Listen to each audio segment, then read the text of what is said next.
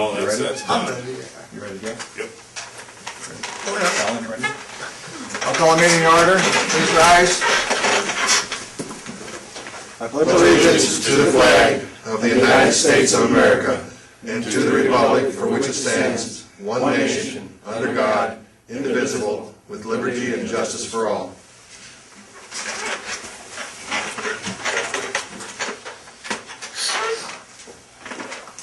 Roll call, please. Mr. Bergstrom? Mr. Don? Here. Mr. Hilliard? Here. Mr. Kolchak? Here. Mr. Marshall? Here. Mr. Schmidt? Here. Mr. Schaefer? Here. Thank you. We'll wait on the invocation. Maybe we'll have to postpone on that till next month. Yeah, we can do it. We're gonna let next one. Okay. Approval meeting agenda. I have one addition to make to the agenda, which we'll put under, I'd like to put under miscellaneous. I was told by Mr. Kaminsky here that the sheriff and the prosecutor pay for their insurance and the scent program. They're on the scent board. And they pay for their insurance through the department, their own departments. If we appoint them to the scent board, then the county will pay. I mean, we're paying for their insurance anyway, so it's almost like we're paying double for their insurance. So what I would like to do is put it under miscellaneous there and just appoint them to the scent board at that time, so we're not paying double for the same insurance. Is that? Well, we're not paying for it, the Scent Board is paying for it, but indirectly we're paying for it. Exactly. So, yeah, and then the Scent Board won't have to buy individual insurance for the board members. And when you make that appointment, and I'll explain this, I can explain this later, but you don't want to appoint Dale Kolakowski and Ford Stone, you want to appoint the sheriff and the prosecutor so that whoever serves in those capacities would be appointed to the Scent Board. So we'll put that at number 4 under miscellaneous, unless there's any objections or comments. Okay. Any other additions to the meeting agenda? I'll entertain a motion. I'll make the motion to accept the agenda. Need a second? A second. Okay, we have a motion and a second. Any more discussion? All in favor, say aye. Aye. Opposed? Motion carries. Consent agenda. Consent agenda for the minutes of June 17th, 2014 board meeting. Minutes of June 24th, 2014 board study session on strategic planning. The minutes of June 25th, 2014 board budget study session. Minutes of July 8th, 2014 board budget study session. Minutes of July 14th, 2014 board study session with Stronach Township, and July 24th monthly appropriations and fund transfers, which are attached under Appendix A.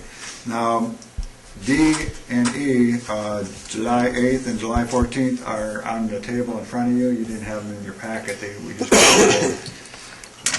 If you feel uncomfortable approving those minutes this morning, we can put them on next month's agenda, consent agenda. If you want to take a look at Mr. Bergstrom, since you just arrived, they're real short.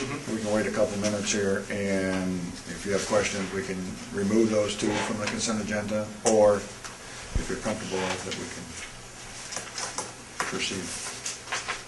I'll make a motion to approve the consent agenda. I'll second. Okay, we have a motion, we have a second, and any more discussion or study? Fine with it. You're fine with it? Okay, roll call, please. Mr. Bergstrom? Yes. Mr. Don? Yes. Mr. Hilliard? Yes. Mr. Kolchak? Yes. Mr. Marshall? Yes. Mr. Schmidt? Yes. Mr. Schaefer? Yes. Okay, moving forward, public comment.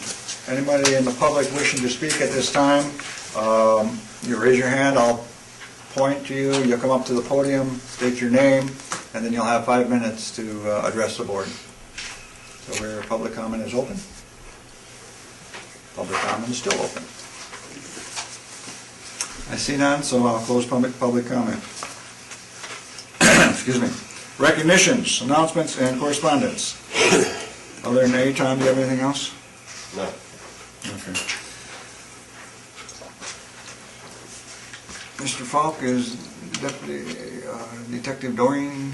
You will not make it today. He will not make it today, okay. Okay, on June 27, 2014, Detective Sergeant James Doreen retired from the employment of Manistee County after serving 24 years, 7 months as the employee of the Manistee County Sheriff's Office.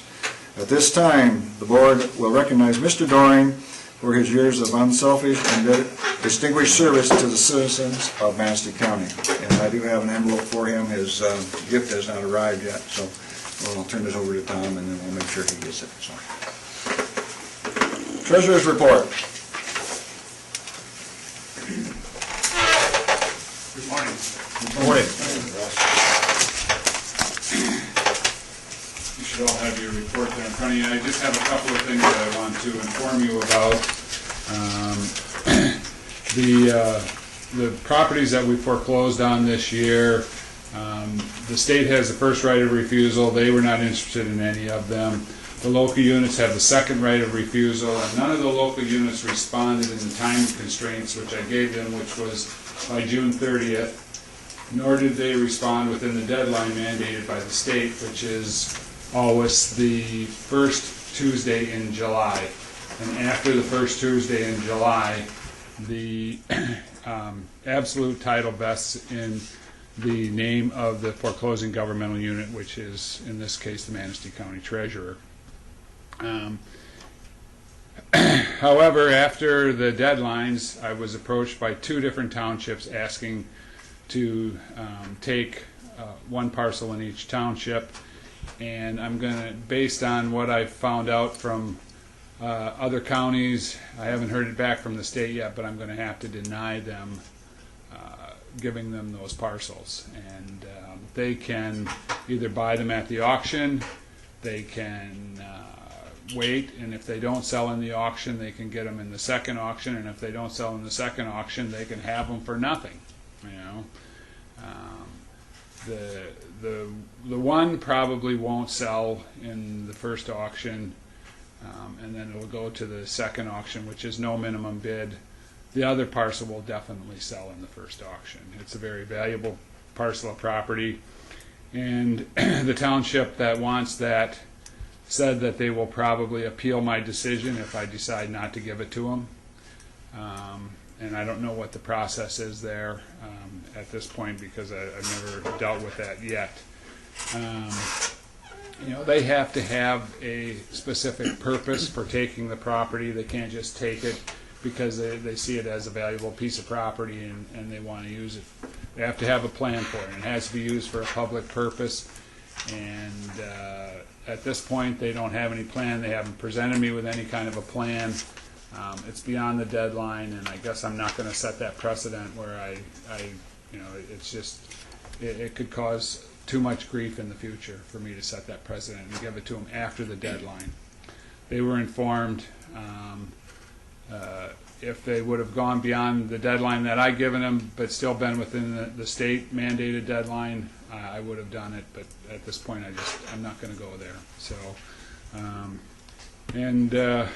you know, the property that they're interested in, we may get a lawsuit from the prior owner anyway, because I've been contacted by 2 different attorneys concerning that on the behalf of the prior owner, but I haven't heard anything from them recently, so I don't know if they're going to contest that foreclosure or not. Is your deadline longer than the state's deadline? No, it's prior. It's before the state's deadline.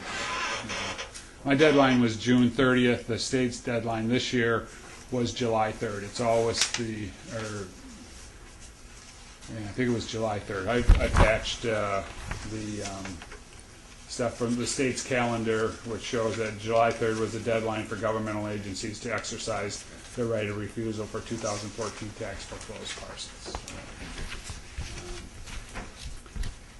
The other issue that I want to inform you about is that one of our PRE denials has been taken to the Michigan Court of Appeals. I'm sure you've heard me talk about this before, because we went through the Michigan Tax Tribunal issue with this parcel. It's a large parcel, valuable parcel, resulted in a substantial tax bill to the homeowner when we denied the PRE. The Michigan Tax Tribunal ruled in our favor on the proposed judgment. They disagreed. They appealed the proposed judgment. The Michigan Tax Tribunal ruled in our favor on the final judgment, and now they've taken it to the Court of Appeals. So I'm going to need to retain the services of an attorney that is well versed in the tax law and particularly the PRE law.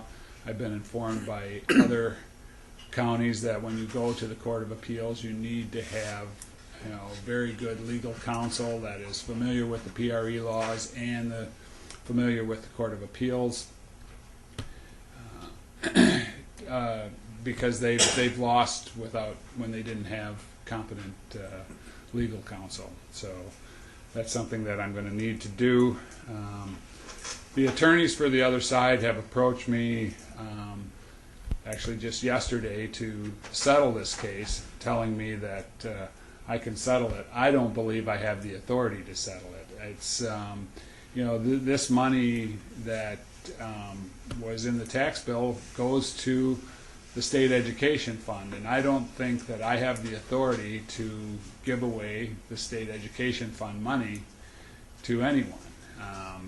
And their attorneys have been telling me all along, even when it was in the tax tribunal, that I had the authority to settle, and I disagreed with them, and I contacted the state back then, and they said that once it's in the hands of the tax tribunal, you really can't negotiate any kind of a settlement, and they said you can stipulate to certain things that may tip the, if you feel that this isn't correct, that will tip it in their favor. And, so I informed them, and I stipulated to certain things, but only things that were facts. I wouldn't stipulate to anything that wasn't a fact, that as I knew it, or in contrary to the law. I just wouldn't do it. So, and the tax tribunal ruled in our favor. So they're going to the Court of Appeals. Probably need some type of action from this board to give Russ the authority to contract with an attorney up to a certain threshold or something. And that money, we have that legal defense restricted money it was about $133,000, and that's kind of what the board at that time was thinking when they set that money aside for legal defense, is for situations like this. We don't have most of the time when we're sued, or if there's a legal issue, we either use the prosecutor or MMRMA, if there's money damages, handles that for us. But in this case, that's not what's going to happen. So, How much of the tax revenues, what was the total amount of potential tax revenues that would be coming in from this particular property? To Manistee County or to the state Well, to both. education? Well, the total tax bill, we denied them for the prior 3 years and the current year, and the total tax bill was about, with interest and penalties, was around $120,000. That's a lot. And then how much would the county get out of that? Roughly, probably about 22,000, I think it was. Okay. And you don't really have a line item for legal fees? no. In the foreclosure fund, no. Or in the PRE fund, no. I mean, we can look at that, and if there's money available, we would certainly spend the money out of that fund. But Even if this wasn't, Russ explained to me, even if there wasn't nothing coming to the county, this would still be something that we would need to, the county Right. treasurer would need to deal with. right, Because it's local, or that's what we hired the person to do, is to examine principal residence exceptions, and if they find one and that person sues, then we're pretty much responsible to fight that on their behalf. right, It's mostly state education money. right. Okay, well, I was asking a question, is if the revenues that come in could be used to defray the cost for the attorney. Yeah, that's kind of hard That's not- to, that's Yeah. really what you're doing in a way, but that's what the legal defense fund is for, legal defense restricted. Yeah. And if there is revenue in that, excess revenue in that PRE fund, I would be happy to spend that money, Do you have an estimate of what you might need for attorney's fees? I don't, no. So- But it'll be less than 133,000. Well, that's good to hear. Wow. What about Well, we other- had a tax tribunal case involving Conley Township a few years ago that we thought was only gonna cost us a few thousand, it cost us hundreds of thousands, but that was a different Yeah, situation. that was. So how do we estimate up to a certain number? You have a number you want to throw out, Tom? I would say that if you set up to $10,000, and if it is going to exceed that, I'll come back Yeah, okay. and talk to you. I think we're kind of looking like two different motions. One, to give him the authority to Pursue it? retain an attorney Oh. that he knows the tax laws, and then another motion to allow him to use up to $10,000 to retain that attorney. I think you could do that all in one motion. Yeah. You could, I'll make that motion and we can roll it together to retain an attorney to assist in this, we might call it tax case, I guess. PRE, Principal Residence Exemption, Court of Appeals case. And to approve up to $10,000 for legal fees. I'll second that motion. Pardon? Okay, I'll second. I have a first and we have a second on the motion. Discussion? My only concern, okay, do you have a specific as to where this money's gonna come out of, and then if it doesn't come out of this? We come out of the restricted fund balance, or the foreclosure fund, or the PRE fund if there's money available, but out of the restricted fund balance for legal defense. Okay, you want to add that into the motion, or no? I'd be happy to. I'll accept that in a second. I have a question too. How many more levels can we appeal at? I believe this is it, Michigan Court of Appeals. Any more discussion? Roll call, please. Mr. Dawes? Yes. Mr. Hilliard? Yes. Mr. Krolchek? Yes. Mr. Marshall? Yes. Mr. Schmidt? Yes. Mr. Schaefer? Yes. Mr. Bergstrom? Yes. Okay, and one last thing. Every year I give you an annual report of the balance in the land sale proceeds account, and more wonderful news. I see it right now. We can transfer the money from the foreclosure fund into the general fund after it's 2 years after the foreclosure. So right now we're looking at the 2009 foreclosure year that was foreclosed 2 years ago.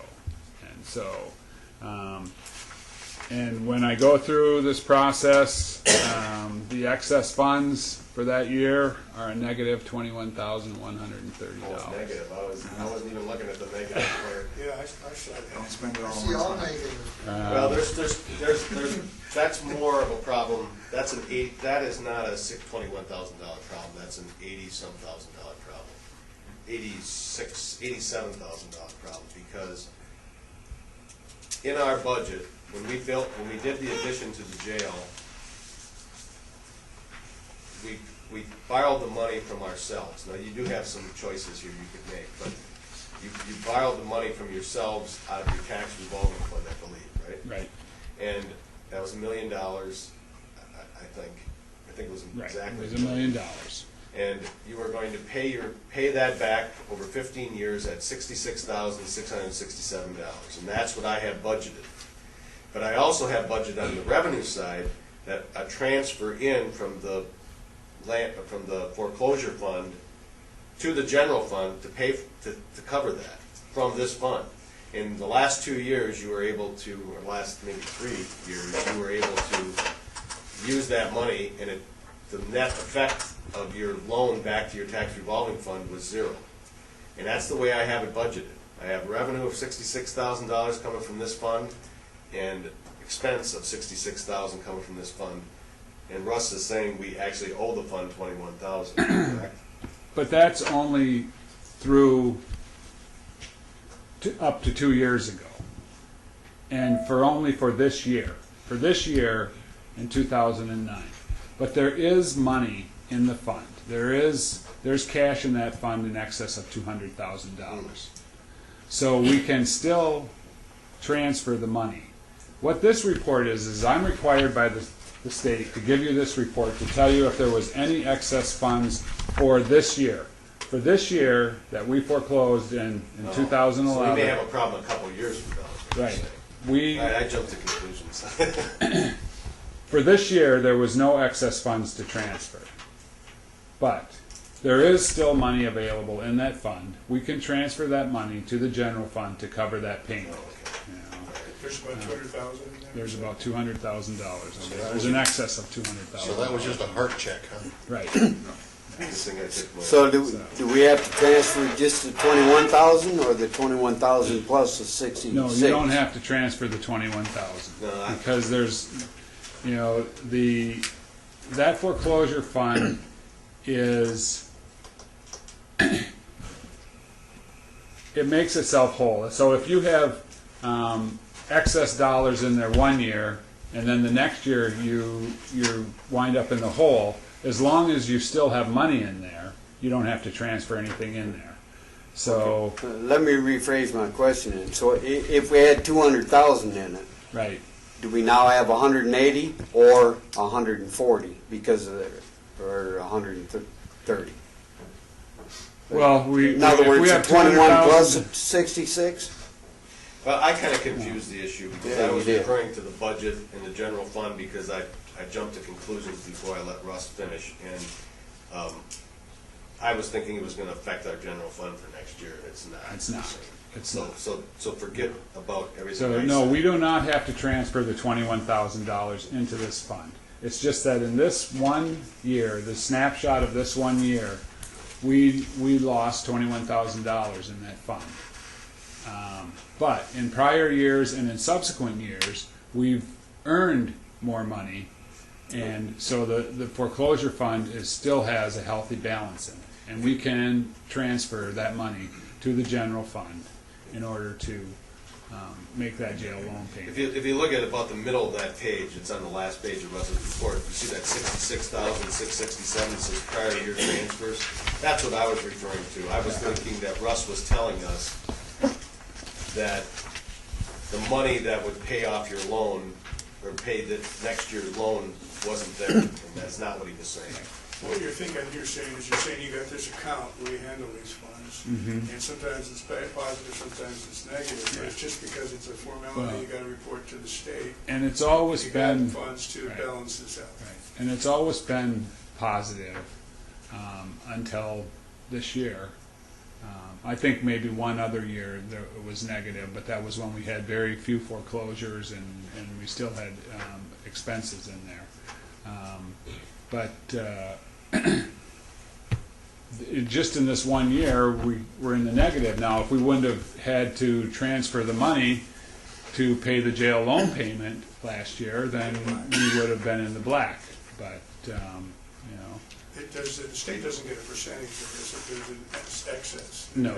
Just It's checking. just that, and, you know, for the longest time, that money was restricted and the county board could not take the money out of that foreclosure fund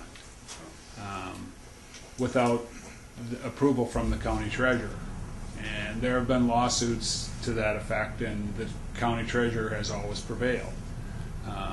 But then they changed the law saying that after that money has been in that account for 2 years, the treasurer needs to give the county board a report saying for that year how much excess funds there were, and the county board can determine whether to transfer those excess funds to the general fund or not. So we can You use know, those funds for budget stabilization too. right, we could, but not this year. This year, you could take $20,000 out of your budget stabilization fund and put it back into here, because you took $66,000 out of there, and that caused it to go into the red.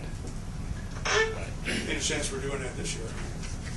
yeah, here every year you're taking $66,000 out of there. You've committed over 15 years to take $1 million out of that foreclosure fund to pay off the jail loan. For jail, And you weren't on the We're also board, taking more than that right now. you weren't on the board at the time, but there was always the chance that this was gonna happen. Right. There wouldn't be enough money to take it out of there, it would have to be budgeted. But it was a way to offset that expense in the general fund.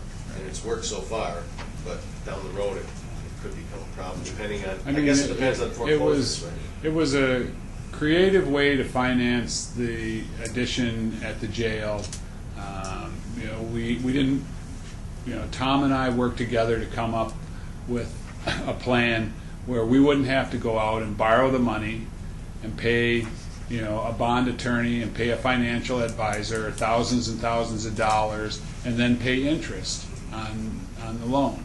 So we came up with a plan where we would take the money from the tax revolving fund, pay off the construction on the jail, and then slowly pay it back to the tax revolving fund. And, you know, when we originally made that plan, it was to just take the money, put a budget line item in the general fund every year to pay that money out of the general fund back to the tax revolving fund with no interest. And then, you know, on top of that, we came up with a plan to try and take that money from the foreclosure fund every year so it didn't hurt the general fund in the amount of $66,667 every year. And it's worked so far. It may not work every year, but at this point, the foreclosure fund still has enough money in it, and I think it's going to continue to have enough money in it, at least as long as I'm here. I think that's very creative. Which is how long? Positive way. Years and years. How many years are left on that loan? I think we I paid like think three years we've either paid 3 or 4. I think this will be the 4th year. coming up. This current. Oh, this current year? This current So year. it's a 15-year cycle. Yeah. So 15 years. What do you average a year in terms of foreclosure funds usually? It really depends. Some years we do well, and other years we don't. I'm just wondering if you could use that creative tool for other capital improvements. Not at this point. Not when you're Restriction. $20,000 in the hole this year. You know, maybe next year it'll be better, but we're still going to be taking $66,000 out of it. 11 years from now, when the jail's paid off, then yeah, we could do that again. If there's Yeah. money available. I think I understand that, but just hypothetically, there's no more foreclosures in Manistee County. We would just take 66,000 every year out of that until there wasn't any, and then we would have to come out of our budget and pay that That's correct. bill up until the next 15 years That's till it's paid exactly- off. That's That's exactly exactly right. Okay, okay. Okay. As long as there's money in there, we will transfer enough to the general fund to cover that jail loan payment. So, and that's all I have. Any questions? Any more questions for us? Thank you. Thank you.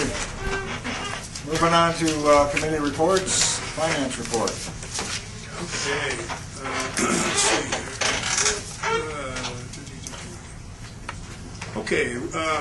We do hereby submit our claims from June 4, 2014 through July 9, 2014, in the amount of $3,436,214, and I believe that's 16 cents, isn't it? Yep, 16 cents. I make a motion to accept the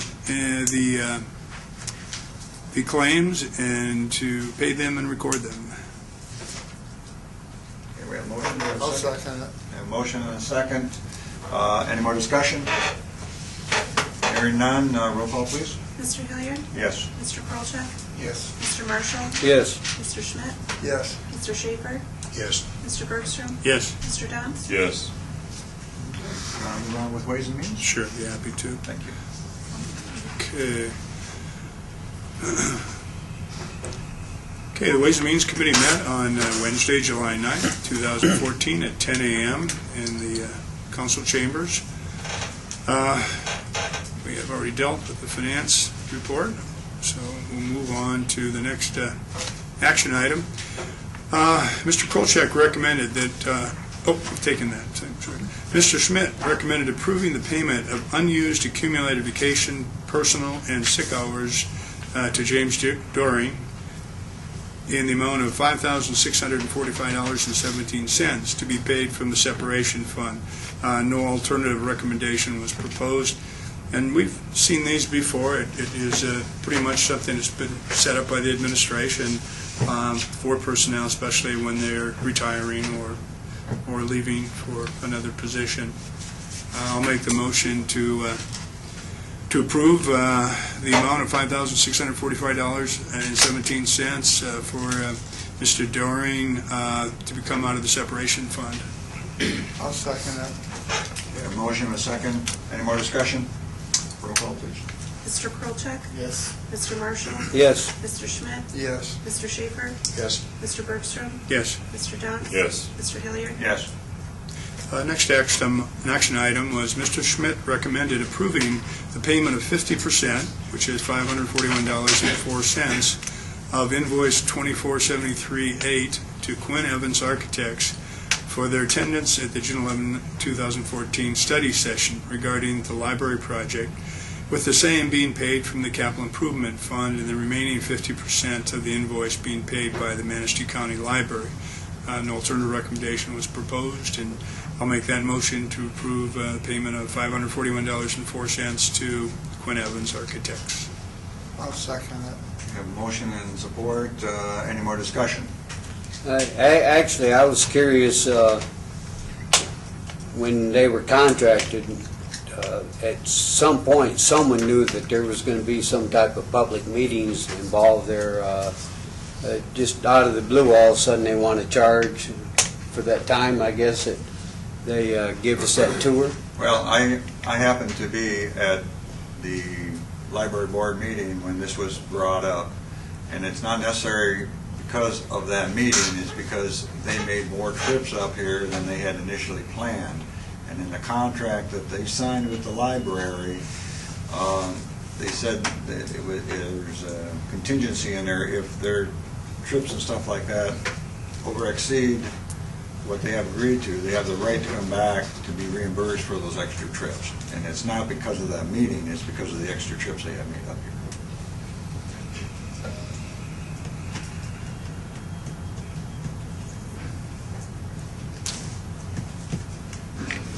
Any more discussion? Yeah, I'm a little confused, I guess.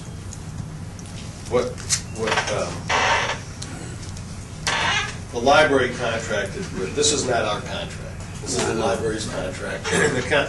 And the other contract you participated in, I think you participated with the Breton group, they're the ones, the fundraising group. And we agreed to pay $5,000 towards that invoice. You as a board did. That hasn't come yet. When we decided to have this study session, as Chairman Hilliard just said, it was thought by the ways and Mark Bergstrom and I and several others from the library were there. We said, we're going to have this meeting with the county board. We need to have the architect and the Breton group both there. And Chuck, who's here right now, probably could explain this better than I could, said, well, they've reached their limit on the number of times they're going to come here under what they were originally hired to do, and that was to create a plan. And my initial reaction to that, I have to be honest with you, my initial reaction was, listen, they stand to gain business from this. I would think they would come up for a meeting with the county board, but they also did come before the county board previously, if you remember, in this room and gave you a report. This was an extra meeting, and so they were saying, we're coming to West Michigan anyways, we'll split that up. I think it was actually less than what they would normally charge because they were going to make a stop at another place. And the library board said, county, you're involved in this project, we think you should pay half of it. And that's where we're at right now. So there was further talk about this that basically we didn't know about. Like I said, when they exceeded the threshold of visits, I wasn't aware of it until now. That's correct. I guess the county board didn't even We weren't aware of the limitations on the, No, and I don't think you were really aware, I wasn't, I mean, I know that the library board members, and Chuck had mentioned, we think the Let's county see. board should Let's see. participate, yeah, but let's see if Chuck can clear it up a little bit here. I'll try. Thank you. Not too much. Their original contract called for, in this phase. Will you come over to the podium, so, Okay. yeah, thank you. The original contract called for a certain number of visits and a certain number of public presentations. Some of them were to the general public, some of them were to library board and Ways and Means, but also there was a presentation which was done in December of last year to this board, this commission. And their fees, they actually approached the library board in November because the work they did and the time they put into the project, their costs exceeded what the contract was, and they asked for an increase of between $10,000 and $15,000. The board refused that, but they went back and said there were certain things that they absolutely wanted, so that we had the information when they made the presentation, the final recommendations and the presentation here. So the board at that time voted to increase the fees to $5,000, but would not give them a blank check to finalize the fees somewhere between 10 and 15. But there was a certain number of presentations in this phase. Now, in their contract, if the project ever goes, there's another set of fees for doing the engineering study, and those things are already established in the contract. But in this phase of presentation and getting approval and getting funding, they had exceeded before the study session what they agreed to in the contract. Well, I'll tell you, I'm going to support this. I just wanted to be clear on, I am curious about the added cost, but that's all right. I Tom understand. is correct in terms of they're going to get business down the road, and there could be Yeah, changes and well, stuff. that's So what I'm that could be, getting at. again, beyond, but I just want to clarify that they had asked previously, and the library board said, no, we're not going to give you all that, but there were certain things that we did want, and so they were willing to pay the extra $5,000 to get those things for the process. Was the meeting requested by the commission, county commission, or by the library board? I would say it was the a county combination commission. of both. I think we felt in order to, if you remember, I don't know if you were on the board at the time, Mr. Dodds, or not, but and you weren't available at one of the meetings that we were going to talk about our funding proposal, the county's funding proposal for the library. But, so we put it off a month, and then in the meantime felt that it would be good to have a study session with the full board. There were still lots of questions, even from Ways and Means Committee members. And so, and we thought in order to have that meeting, we needed to have the architect there. I took the position that this is a library expense, and that this is a, and secondly, that the architect shouldn't be charging for it, but that was, I've been convinced that it was over and above the contract. It's just a matter of whether you feel you should participate in this or not. The library board is asking you to split that bill. The meeting was really set up for the board, though. It was really because, That's you know, true. Ways and Means had an opportunity to hear a lot of stuff that we felt that the whole board had to hear in order to make a good decision. And so, you know, I really think it was more to the benefit of the board and more from, you know, from Ways and Means in terms of the importance of the issue in addition to all the elements involved too. So, you know, I think it was very important. Okay. Any more questions, discussions? We have the motion, we have a second. Roll call, please.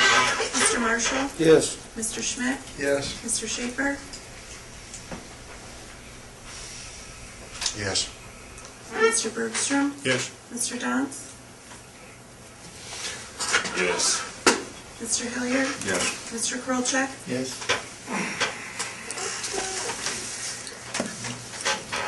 Mr. Smith recommended that Lisa Segala be named as the officer delegate for the annual MERS meeting to be held on September 24th through the 26th, 2014, with Tom Kaminsky as the alternate. An alternate recommendation was proposed.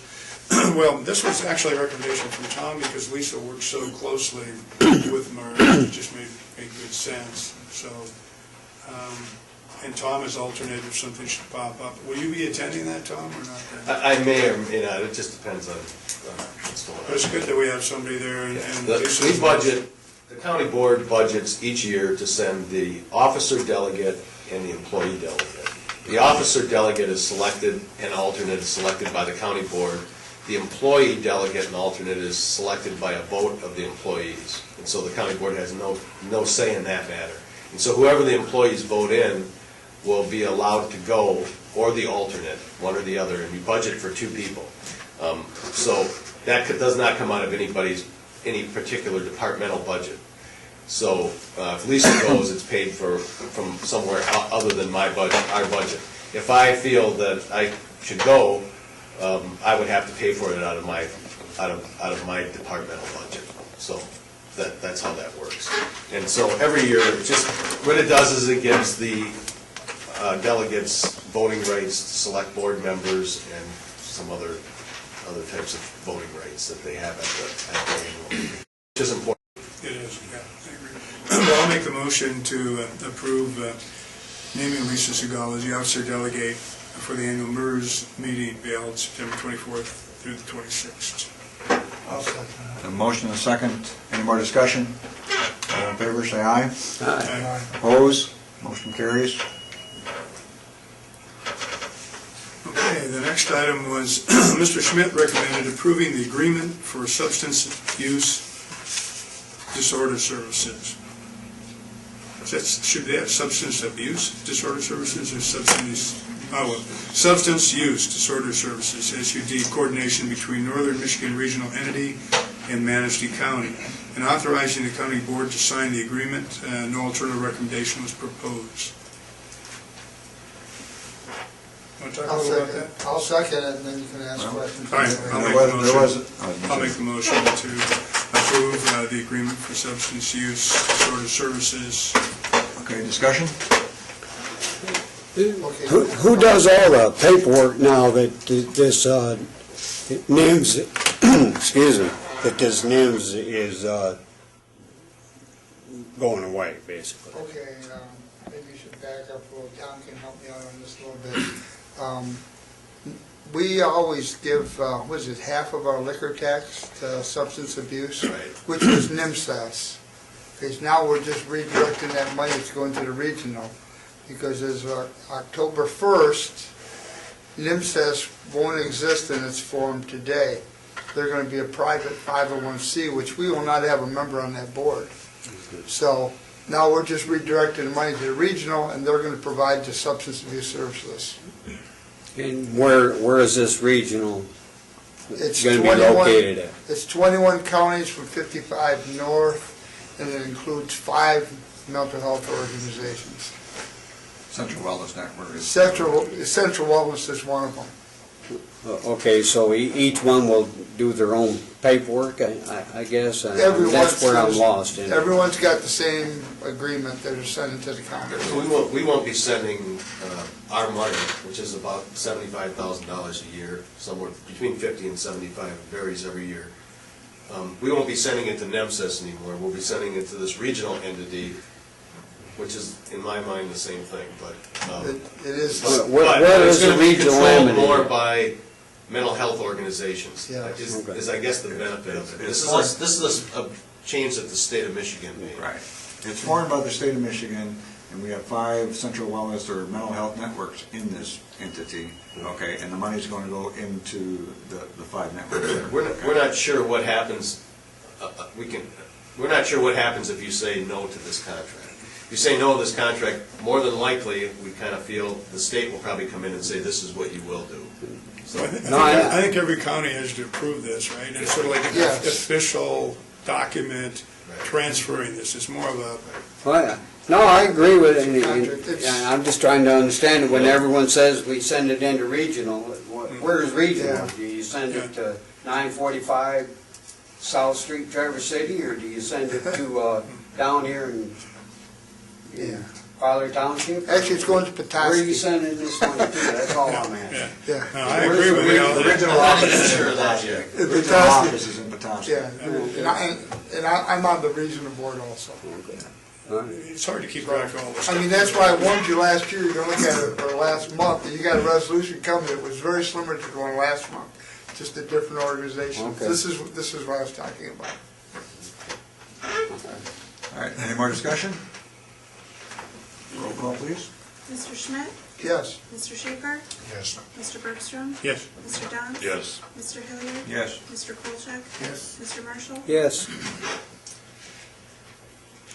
Okay, Mr. Bergstrom recommended scheduling a special meeting of the County Board of Commissioners immediately after the primary election to evaluate the results of the millage requests on the ballot and how they will affect the budget. No alternative recommendation was proposed, and I'll make that motion.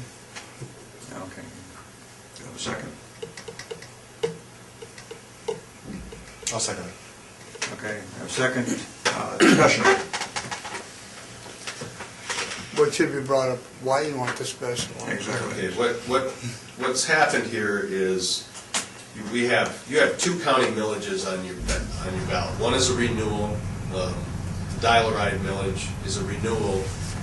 If that millage were to fail, you would need to evaluate whether to put it on the November ballot or do something different, or fund it through the county, because as of January 1, they would have no money to operate. The other one is the Conservation District millage, which is a new millage. And if that millage doesn't pass, you may still choose to fund them like you're funding them now, or do something different or whatever. And I guess the issue here is that when you meet in August, on August 15th or 17th, or whatever your board meeting is, it's past the deadline to get it on the November ballot. So the deadline is August 12th to get anything on the November ballot. So if you were to make a decision to put something on the ballot, you wouldn't have the opportunity to do that on November. So it was thought by the committee that you should have a special meeting scheduled between August 6th, whenever that first Tuesday in August is, right after, within a couple of days after that, you should have a meeting before August 12th to evaluate those millages and decide what to do. If both of them pass, you can cancel the meeting because you don't have a decision to make. But if one or both of them don't pass, then you may say, you're going to want to evaluate, was it defeated handily, or was it defeated by 2 votes, or should we put it back on the ballot? How are we going to know in such a short time? Well, you will know that night. Well, we'll know whether or not it passes or not, but we won't know as to why people voted against it. I mean, No, that's true, I mean, but it's going if to take you a little time do, to get that information. if you do decide to put it on the ballot, you will have to make that decision before your next board meeting. So it was thought that we should maybe schedule a special meeting. This wouldn't be a study session, it would be a special meeting, because you might have to take action for sometime between August 6th and August 11th, which would probably be, the best day would probably be Monday, August 11th, because that would be several days after the And it could result in just discussion without any action to it. So, my understanding is then, okay, so they're already thinking it's not going to pass, right? Is that my understanding? The way this discussion started was that, yes, the Conservation District thought, maybe we should ask for this to be put on the ballot, because we won't have time, the county board won't have time to put it on the ballot. But the Ways and Means Committee said, why would we do that? And so, instead of doing that, they said, we will ask the board to evaluate the results of those millages between, prior to that deadline. We've never run into that problem before where the county board meeting was prior. Yeah, it just provides an option. Can I say something about this now? Sure. I was there, and I warned the conservation district about this because Justine's ink pen's going like crazy over there to put this in the paper, that public committee, the public's gonna look at this and they're gonna say, hey, they're already saying they're not gonna get it, but you're gonna get it anyways, maybe in November if you pass it down. And that's what I warned against, that what might happen on this, so, I mean, on both of them. If you remember my recommendation was not to authorize putting it on a ballot for just those reasons, and I think you agreed with. Yeah, I agreed with you, but- And felt strongly that way. I mean, Instead, I think you need to evaluate, I mean, you've got two of them. Maybe it's too early to evaluate. And the dial-a-ride millage is really the crucial one. If that fails, on January 1, they no longer have any money. Yeah, you won't have public transportation. So they're gonna need to practically shut down because they won't be able to run with just the state dollars that they get. So the dial-a-ride is really the crucial one that you need to, I see it, yeah, and I see it no different than sometimes they'll put the millage on the year before only because of a presidential election or something, where it don't cost as much to put it on the millage that next year when it would expire, so. Okay, well, you don't mention dial-a-ride millage on this thing here, I don't see. There's two millage, dial-a-ride and conservation district. Right, Yeah. right. Yeah, okay. the, dial-a-ride came last year, we talked about putting it on the ballot, but it was an off year, and so they would have had to pay for the election, and it would have It's been just a kind of countywide timing election, would have strain. cost them probably $25,000 or more, so they elected to do it this year, and this year is the drop dead. I mean, if it doesn't pass in August, you almost have to put it back on in November to try and get it to pass, because if you don't, they're out of money. It doesn't, you're right, it doesn't, the report doesn't mention Dial-a-ride. Dial-a-ride came into the discussion because of the discussion we had with Conservation District. But just what he said, sometimes the year before they try and do that. Right, I And understand this that. is no more than Well, the year I'm reading before. this here, and it just says Conservation District, it doesn't Yeah, say no, anything about it's not included in dial-a-ride, the so that's report. why I want to make sure it's clear to everybody that we're not just discussing Conservation District, we're really discussing the dial-a-ride issue too, if either they both pass, or they either don't pass. That was my fault. And Tom has mentioned this unique situation, so normally we would be able to deal with it Right. if we wanted to at a regular board meeting, but there's not enough time to do Okay, that. is there a consensus of this board that we set a special meeting up then? Yes. Okay. What time? Date? just for the record, Ken, Yes. Dial-a-ride was sitting there and never said a word about anything. They just sat there and listened. They didn't make a recommendation and put it on there one way or the other, just for the record. They No, but it were was- here. Let me clarify, that at the dial-a-ride meeting, which I attended this month, that was a topic of discussion. It was, we heard what was going to happen, and that there was going to be a proposal to put a special meeting in prior to our board meeting. So, they weren't sitting there mute. Yeah, well, they didn't say anything when God came, just so the paper gets it right. They were here at our Ways and Means meeting, but didn't say anything, just let the soil conservation talk. That's why the minutes only reflected the way they are, because that's what happened.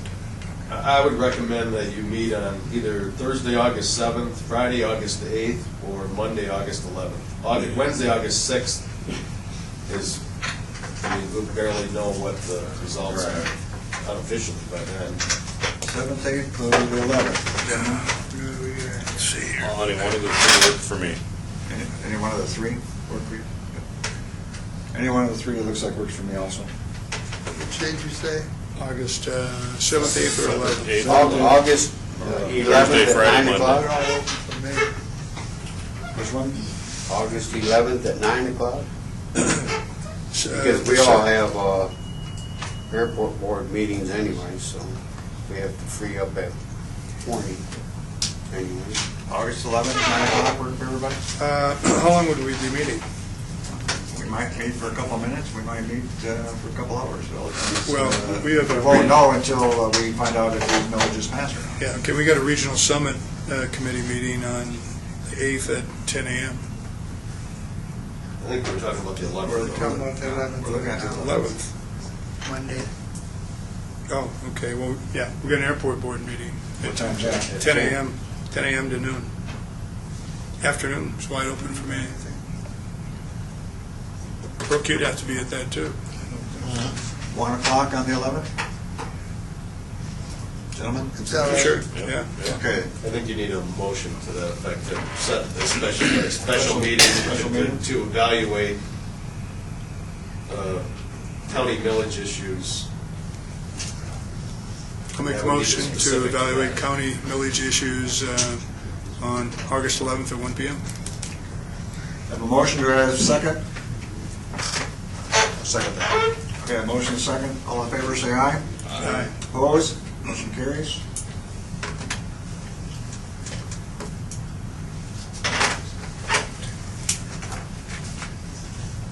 Okay. Mr. Smith recommended that $1,324 be transferred from the Animal Control's Contingency Surplus Fund line item number 216-000-390.015 to the general fund to purchase and install an amplifier system at the Humane Society. An alternative recommendation was proposed. Sheriff Kobolkowski was present at the Ways and Means Committee meeting. He said that the animal control officer does all his paperwork at the shelter, and that the communication system there is not adequate for him to be able to communicate with the sheriff's, at the jail sheriff's offices. That would come out of the Animal Control Contingency Surplus Fund, and there is funds in there adequate for that. Want me to make a motion? Or- What else? Okay, I'll make the motion. Transfer the contingency surplus from line number 216-000-390.015 to the general fund to purchase the amplifier system And install. and install. At a cost of $1,324. We have a motion, do I have a second? Second. We have a motion and second discussion. What kind of amplifier are we talking about here? Thank you.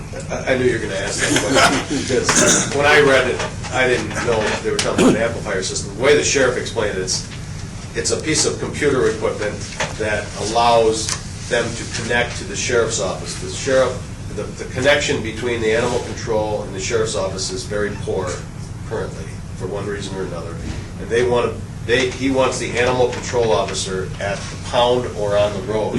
He doesn't want that animal control officer sitting at the sheriff's department. So he wants him to be able to do his paperwork, computer work at the animal control building.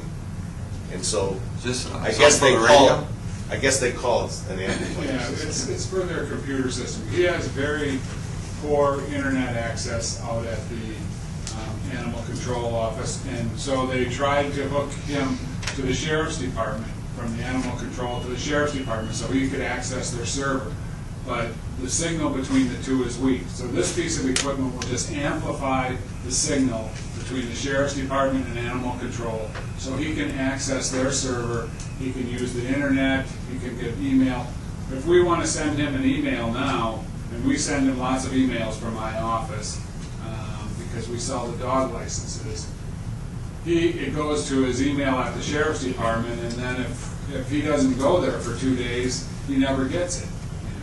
So, I mean, it's something that I think would definitely be, beneficial to the sheriff's department and the animal control. And the treasurer's office? Yes. Okay. Any more discussion? Roll call, please. Mr. Schaefer? Yes. Mr. Bergstrom? Yes. Mr. Dunn? Yes. Mr. Hilliard? Yes. Mr. Krolchek? Yes. Mr. Marshall? Yes. Mr. Schmidt? Yes.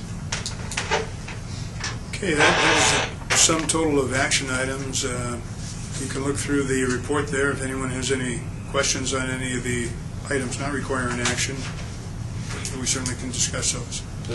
There's probably something very important there, and it kind of leads us into the budget discussion anyways, but every year, the Ways and Means Committee meets with all the taxing entities, dial-a-ride, medical care facility, library, 911 and Council on Aging, to determine whether the full millage should be levied or whether it should be reduced. And one of the reasons your board packet is so thick this month is because every entity has to submit financial statements and their audits so that you can look at fund balances and things. And as a part of your board budget resolution next month, you'll be asked to include in that budget resolution the levy of taxes for those taxing jurisdictions, including the county's 5.5 mils.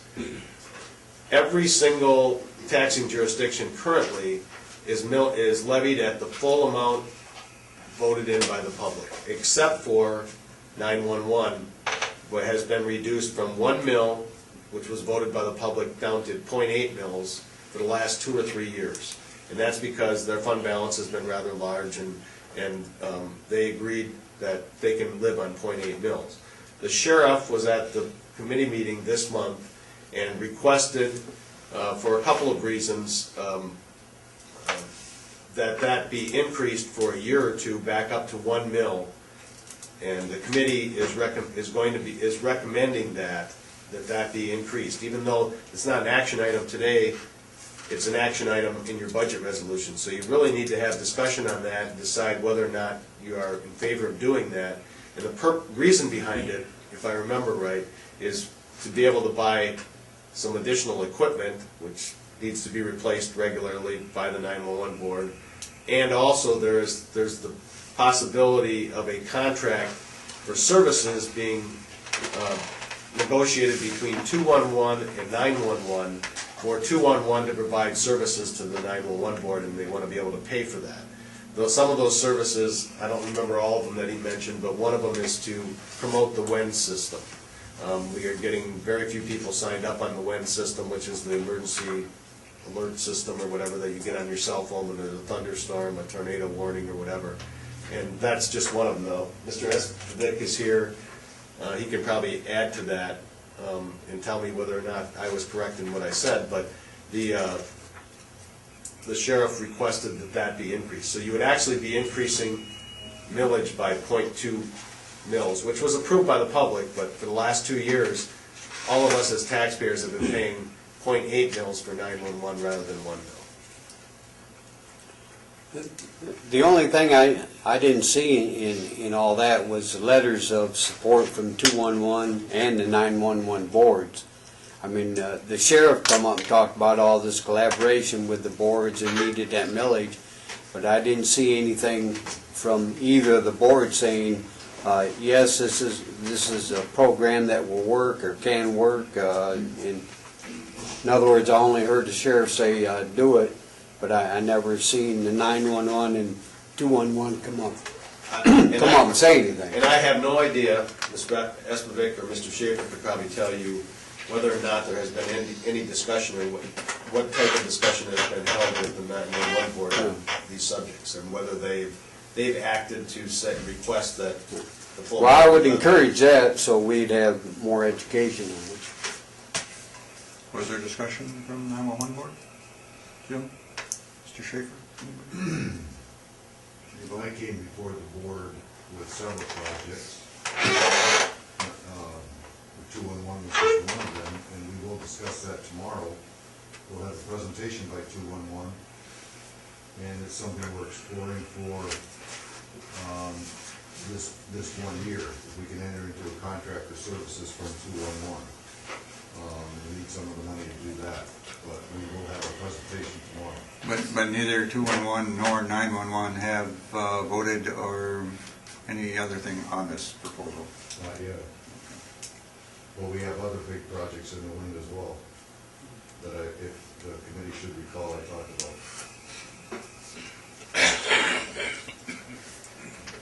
Well, at any rate, the Ways and Means Committee has recommended, not for you to take action today, but for you to take action next month when you do your budget resolution, to increase the millage from 0.8 to 1 mil for 911. And all the other millages, the committee felt should be levied at the full amount based on their financial statements.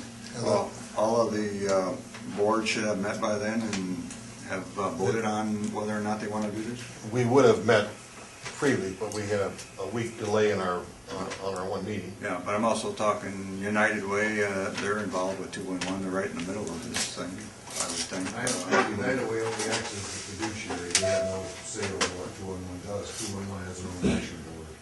Yes, I know Yeah. that. They have their own action board, but their funding, a lot of it comes through United Way. So I would think they would have Well, I don't some think say they would say, about it. no, we want to fund it. No. I don't think they would either, but I just want to make sure all the boards are on board with this. It'll be done. Any more discussion? I just want to clarify one thing for the record. You're not increasing the millage for 911, you're only increasing the amount levied. The levy. Right. Yes. That's very important distinction, so that people don't think that you're increasing the millage arbitrarily without their approval. That is not the case. They have approved 1 mil in the past few years. As a board, you reduced their tax levy because your review of their financial statement showed that they probably they have enough fund balance to operate on 0.8 mils, and they agreed to that also. So there was agreement on both sides that should be done for a few years. But the public has actually approved 1 mil. Right. Does everybody know how much extra that's going to bring in? That will bring in about $200,000. $200,000 more? Yeah. Any more discussion on it? I'll make a motion to accept the Ways and Means report as presented for July 9. I'll support that. Okay, I have a motion, support. Any more discussion? All in favor, say aye. Opposed? Motion carries. Okay, we're a couple minutes late. Now is the time for a review and consideration of adoption of the 2014-2015 county budget. Tentative budget, excuse me. I wish it was the final budget. Yes. On your desk yesterday, I gave you all a packet, and Russ put on your desk another packet today in which he'll hopefully briefly go over. You have not looked at these supplemental fund budgets, the ones that Russ put on your desk yet. They were just completed. But you have had a couple of study sessions, and before you're done today, hopefully you will schedule at least 2 more study sessions for you to meet with department supervisors, elected officials, and agencies that are going to, after this meeting, if you adopt a tentative budget, will all get their budget request, all get their final budgets that have been adopted. They will then have the opportunity to, in the past, meet with the Ways and Means Committee, but this year, they will meet with the full board, and usually we set a couple of dates, and then people schedule with my office times to actually meet with the committee, or in this case, the board. So between now and your next board meeting, we need to schedule that meeting, and I think I have that on the agendas. I think it's on the agenda, so you don't necessarily have to do it right now. But there's a report here, it's a 2-page report this time. My reports get a little shorter as we get closer to the budget, to finalizing the budget. But if you all look at this report right here, I go over a little bit of history, and it started with $1 million deficit in the budget based on request. The first study session, I brought you a $41,000 deficit. The second budget study session, I brought you a balanced budget. However, at that time, we were told that we probably were not budgeting correctly for court cost revenue, and there were some other issues also discussed. So you have sent me back to balance the budget, doing some things that you suggested at your last study session. And the first thing I did, if you go halfway down the page, I decreased all the circuit court and district court in front of the court cost revenues down to 50% of what was originally budgeted and what we originally received on an annual basis. So I had only reduced them by 20%. Now 50% is still very, very optimistic for us to receive that revenue, but at least it gets us a little closer to where we probably should be. So that I reduced the circuit court revenues by $5,100. I decreased the circuit court revenues by another $84,000, friend of the court by $300, and then I also had discussion with probate court. If you remember, I mentioned that their line item was not probate court costs, it was probate court fees. And when I called them and talked to them, they said they will continue to receive those fees. Those are state mandated filing and inventory fees, and those are not court costs. So I was able to put their 20% reduction, I was able to put it back in the budget. So that we actually gained $2,600 there. On page 2, I reduced all the unemployment expense line items to zero. That saved $9,431 in the budget. Russ had mentioned that the unemployment fund had $40-some thousand in there. We don't anticipate a lot of unemployment expense because we self-fund our unemployment. And so unless there is someone unemployed, we don't pay it. So if there were layoffs or anything like that, then we would have to go back and budget some unemployment expense. Under number 3, I adjusted all the health and dental insurance line items to a 11% member contribution under option 3. So if you opt out next month, and you would actually be, under this budget, you would be asking the employees to increase their member contribution from 9% of total health insurance expense to 11%. That saved $23,237 in the budget. Then I had to go in and adjust all. Tom, I got a question Yes. for you. Can we opt out at any point in time? You said next month. Could we do it this month? Or I would suggest that you not do it this month until you have, budget finalized? until you know where you're at with the budget. Okay. You have to do it before October 1st, I believe. So.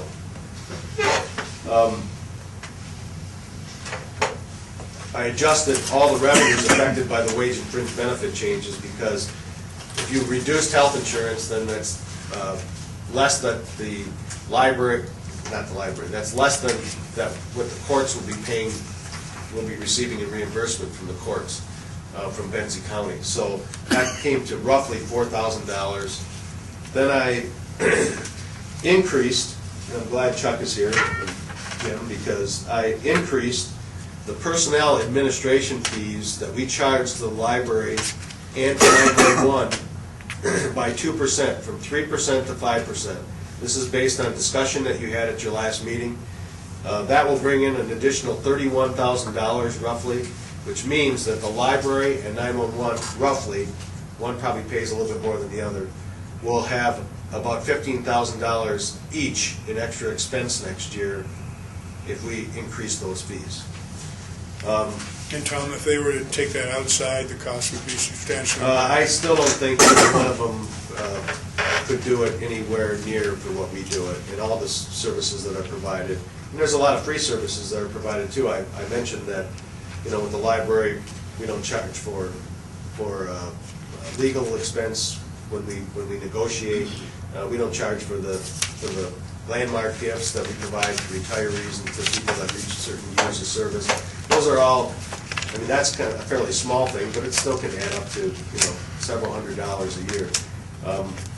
So I still think that, 3% has always been a very low fee for what's provided, especially by Lisa and Rachel in my office, as well as Russ in the treasurer's office.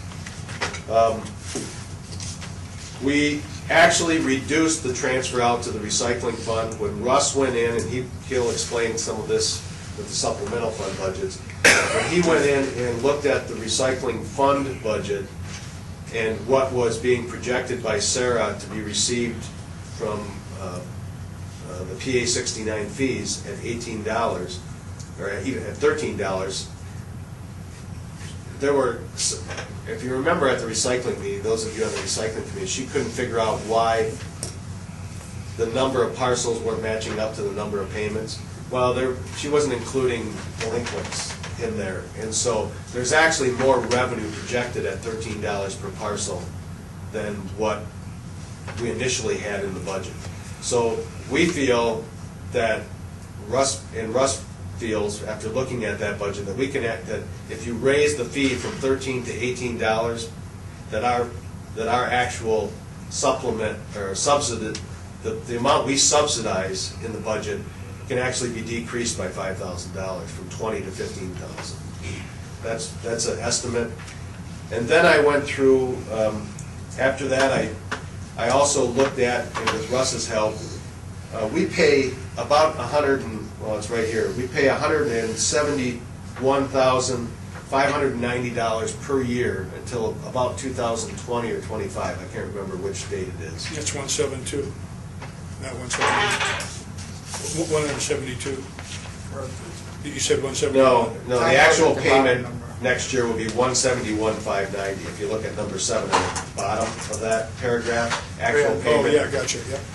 We pay that fee, and every year, we have some other expenses that we pay when we make that payment to the bank. And that's for the renovation of the courthouse back in 2000. We have to pay paying agent fees of $300 and some per year. Sometimes we have to do a report to the bondholders, which shows what our financials are. I can't remember the name of the report. And sometimes, what is it? The qualifying statement.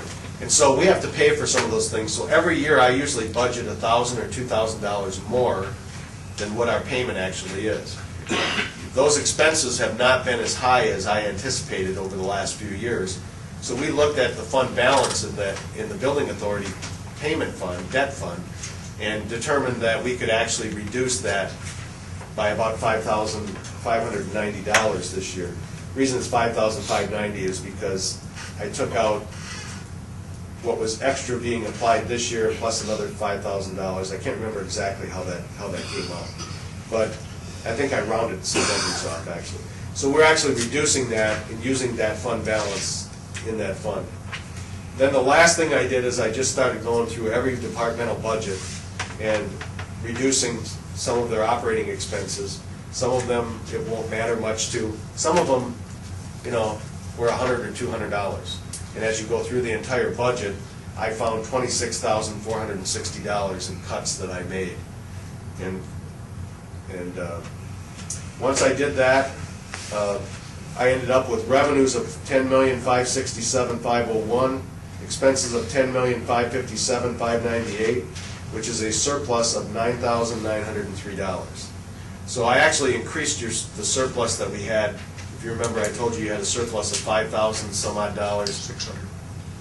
Yeah, $5,600 at the last meeting. I've increased that to $9,903. That gives you a little bit of leeway when you start meeting with departments and entities that may not like some of the cuts I made. They may say, Tom made this cut to my office supplies and there's just no way I can make it on that.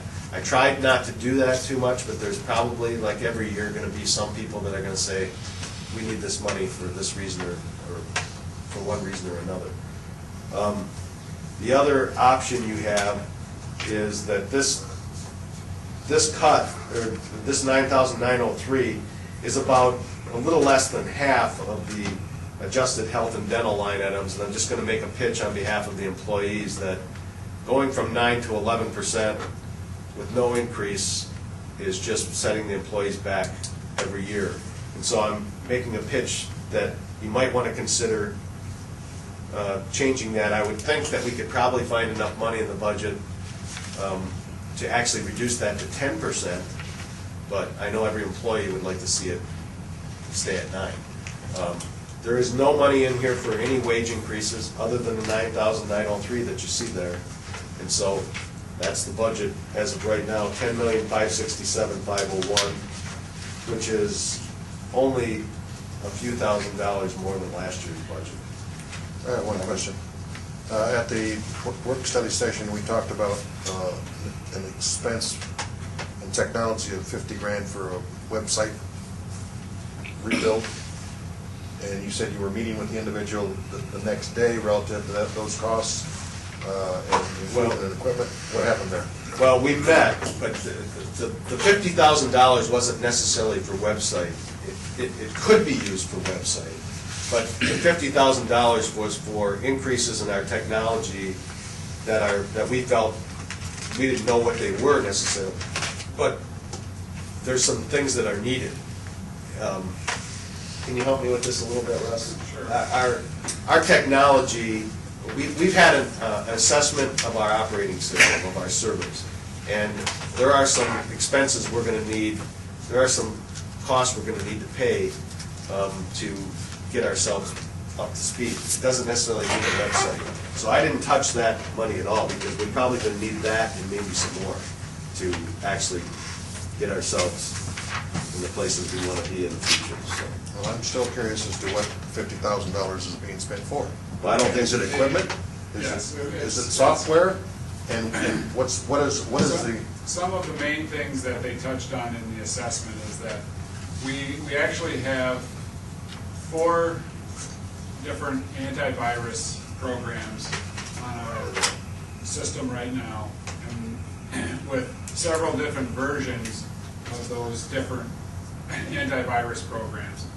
They said that to be safe, we need to have one system, and we need to have a subscription for that system so that it is updated. Every time there's an update comes out, we automatically get that update downloaded to our system. Because right now, with everybody using a different antivirus program, there's just way too much room for issues and problems. So that's one of the things that they said that we need. They said that the switches that we have that connect everything in this building, there's a computer room down in the east annex that has several switches that connect the east annex to the main computer room. There are switches in a closet up on the 2nd floor and the 3rd floor.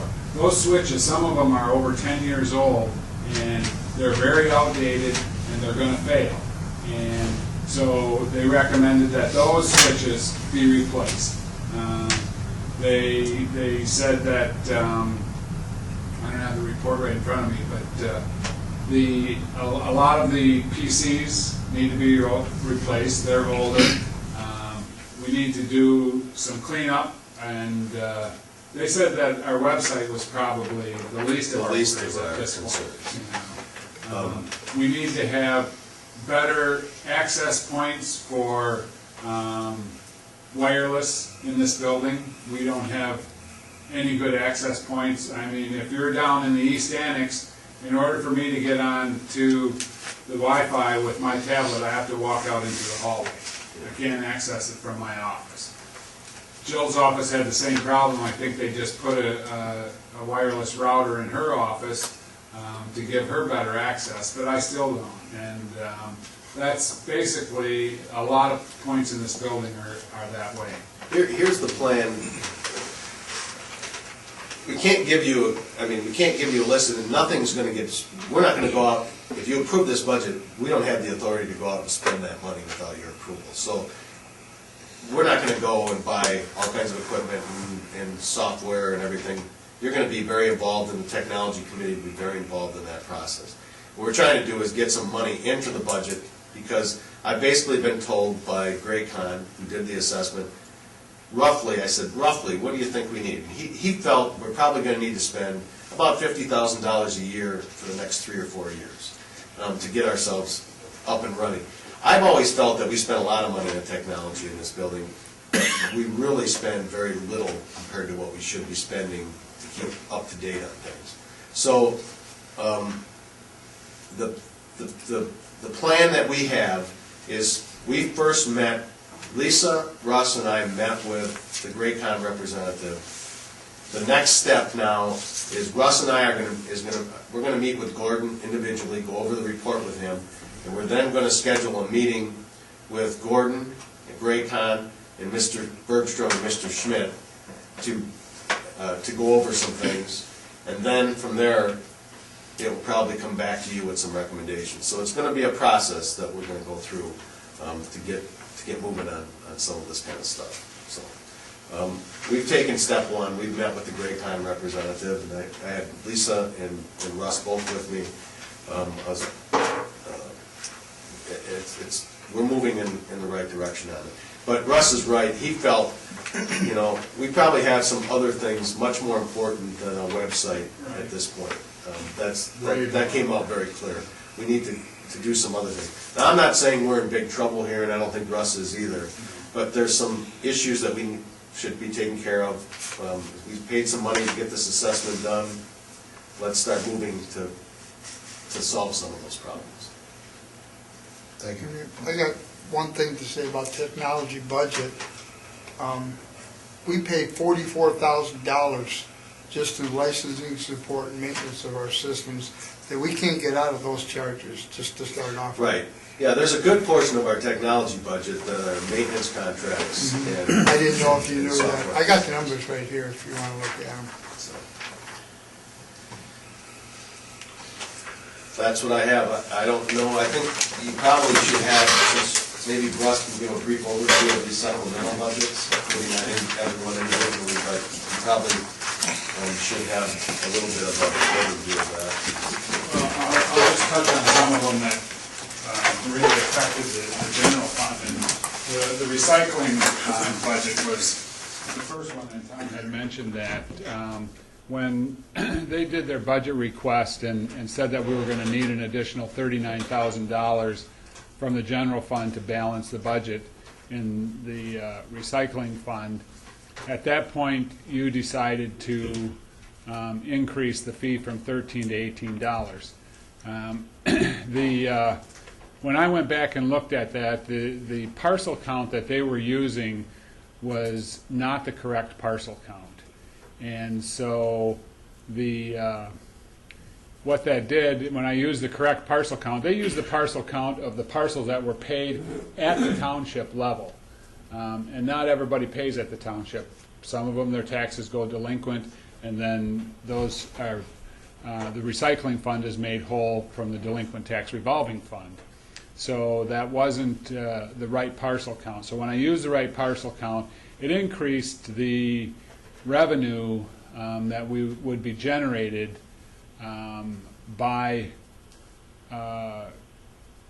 about $30,000 over what they had predicted it would be at $13. When you raise it to 18 and you increase the parcel count, it brought the revenue up about $30,000. So instead of needing $39,000, it wasn't quite 30. You needed only about $11,000 additional funds to make that whole. So I reduced it down from 20 to 15, and then increased their contracted services line item in case if there's more recycling, it's going to cost more money. Increase that line item by about $4,000 in the budget in the recycling fund.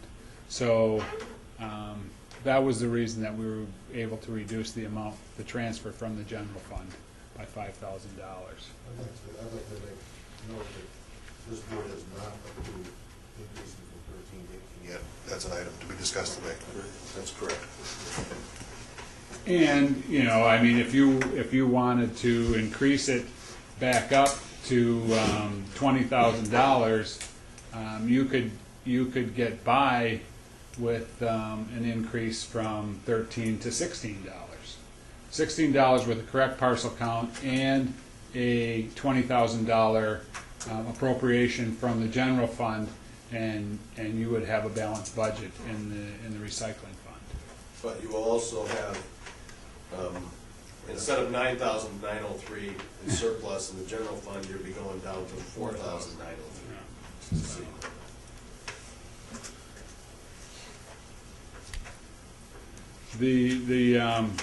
The rest of these funds are pretty much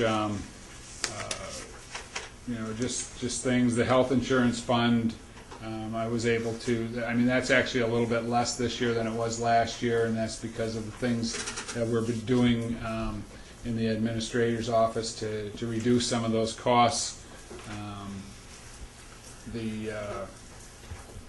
The Building Authority Debt Fund, that was another one that Tom had touched on. That was there was a fund balance of a little over $8,000 in that fund after all the bills were paid, and so that's why we reduced that transfer from the general fund by the $5,590, and I think Tom did that to just round the number off to $167,000 even as far as that transfer goes. But there will still be an excess of about $3,000 in that fund after the payment is made to pay those other paying agent fees and so forth. So there will still be enough money left. Yeah, I didn't in use there. all the fund balance there. Next year. The unemployment fund, we're not transferring any money into that fund from the general fund this year, but we still put a $9,000 budget in there, and it showed that as using fund balance. Whether we need that or not is, The child care fund is probably one where we will get some pushback from the department because I reduced some costs in there. And that again will, if they want to budget those costs, it'll just go as a use of fund balance in there. Based on, we transferred $50,000 in there. They requested using $150,000 from fund balance. I reduced that and reduced some of the other costs based on historical things, but they may come back and tell me no, that doesn't work, and so if we do that, it'll just be using the fund balance in that account. So other than that, the other ones are pretty basic. You can go through them, and if you have any questions, we can go over them in more in depth at the study session that you set up for meeting with the departments. Other than health insurance, the biggest budget you see there, if you look at the first page, and then there's background on each one of those. But the airport budget is over about $2.7 million. That's mainly because we get all the federal money now. Right. Rather than it coming when from the state. alternate essential air service program, the federal dollars actually flow through Manistee County. Under the essential air service program, normally what happens is the Federal Department of Aviation contracts directly with the airline and pays them directly. Under the alternate essential air service program, that we contract with the airline and the federal government sends us those dollars. So 2 years ago or 3 years ago, this budget was $2.3 million less than it is today. The amount that the general fund provides to the airport is $115,000. It's been that way for about 4 years, I think. Maybe more. longer. I think it's been longer than that. So that's a little bit, Mr. Don's back when you were on the board the previous time, that's probably about $70,000 more than it used to be. I mean, it was probably in the 40s back when you were on the board, but when we left the city, I don't know. Yeah, that's when we took it over. When we took it over from the city, Right. our cost went from about $45,000 a year to 90-some thousand, and then they were increased to $115,000. Right. They've been living on a $115,000 appropriation from the general fund for several years. right. It just poses a question that pops up, and one of the board members probably can know the answer to it. But we don't have to match for that, Federal funds? yes, Yeah, for the air service? No, there's no match in that. That's just a contract that we have with the state. This is Capital improvement. capital improvement, yeah. 10%. Yeah, it's actually 2.5%. 2.5%. Because it's 10%, but the state pays 5%, and then the state supplements another 2.5%. So the local match is only 2.5%. So, but for the essential air service program, no, there's no match. That's just a contract. That's not what's considered a grant. That's a contract for services. Any more questions, gentlemen? We need a motion. If you agree with this budget at this point, you would make a motion to adopt the general fund budget of $10,567,501 and a supplemental fund budget of $4,890,742, which is the net that would be a tentative. The process then would be, we will put together a letter and send all the individual budgets to every department, elected official, court, and agency that is in the budget. They will, hopefully by the end of the day, you'll set some budget study sessions, which will be included in the letter, for them to attend and make a pitch to you that they're not happy with what they have or whatever. You will then probably have another study session or two to make more decisions on the budget. And then we will also be advertising the budget, making it available to the public, the county clerk's office, and on our website. And a public hearing will be scheduled for your August board meeting. And you will hold the public hearing, and immediately after that, adopt the budget resolution, which will also include the millages you just discussed in the Ways and Means report.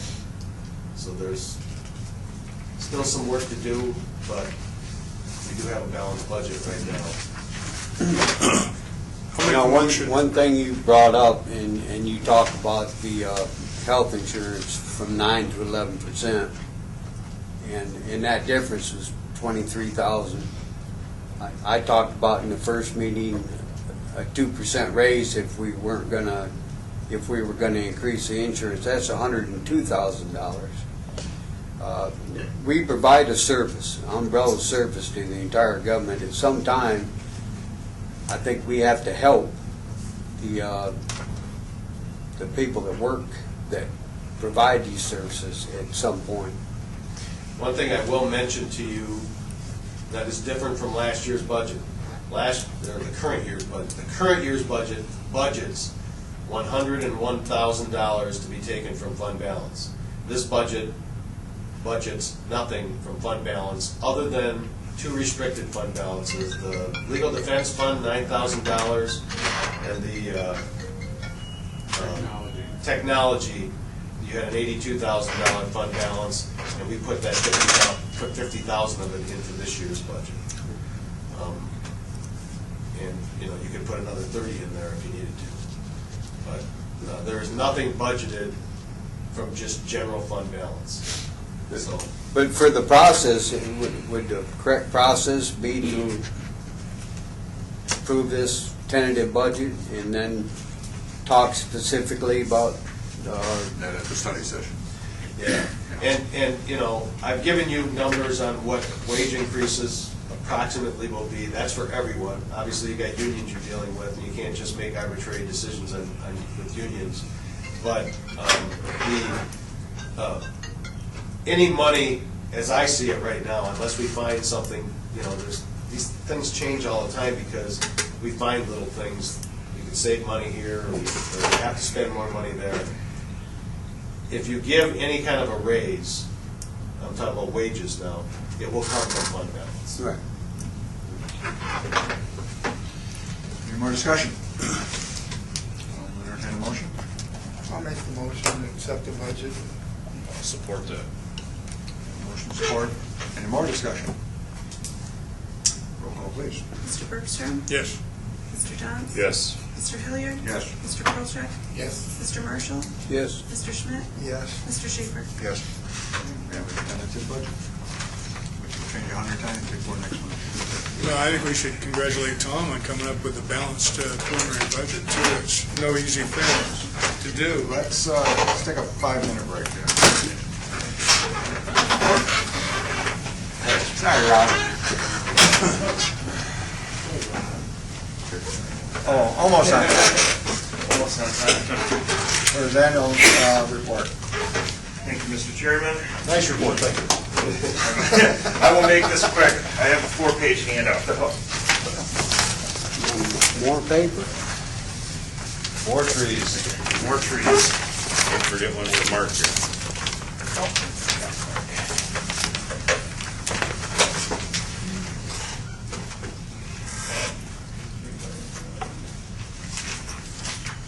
Okay, it says on the agenda, this is an annual report, but since I haven't come before the county board with an annual report ever, I'm going to cover the last 3 years. Actually, we started with the county last week on the 11th was my 3 years here. So it's been just over 3 years that I've been working with the planning department. And I've laid out a little bit of information on what's been completed over the previous 3 years, what's currently being worked on, and then ultimately some future endeavors that I would like to see take place. So I've got everything organized on here. I'm going to kind of just talk about some different day-to-day tasks, some planning processes and committee positions that I'm part of, as well as some planning, department-led planning processes and so forth that were completed over the previous 3 years, and then lead into some intergovernmental cooperation, local agency assistance.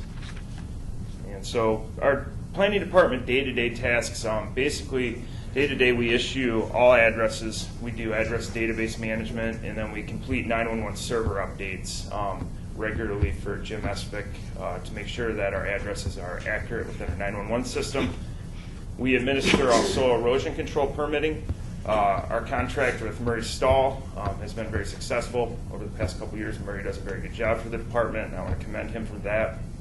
As a backup to that, I passed both stormwater and soil erosion tests this past winter for the DEQ, so I am certified to administer that program as well when Murray is not here, so we don't have to look elsewhere to have anybody else administer that. The Planning Department administers the state remonumentation program. Work closely with Pat Bentley, our county surveyor, in administering that program.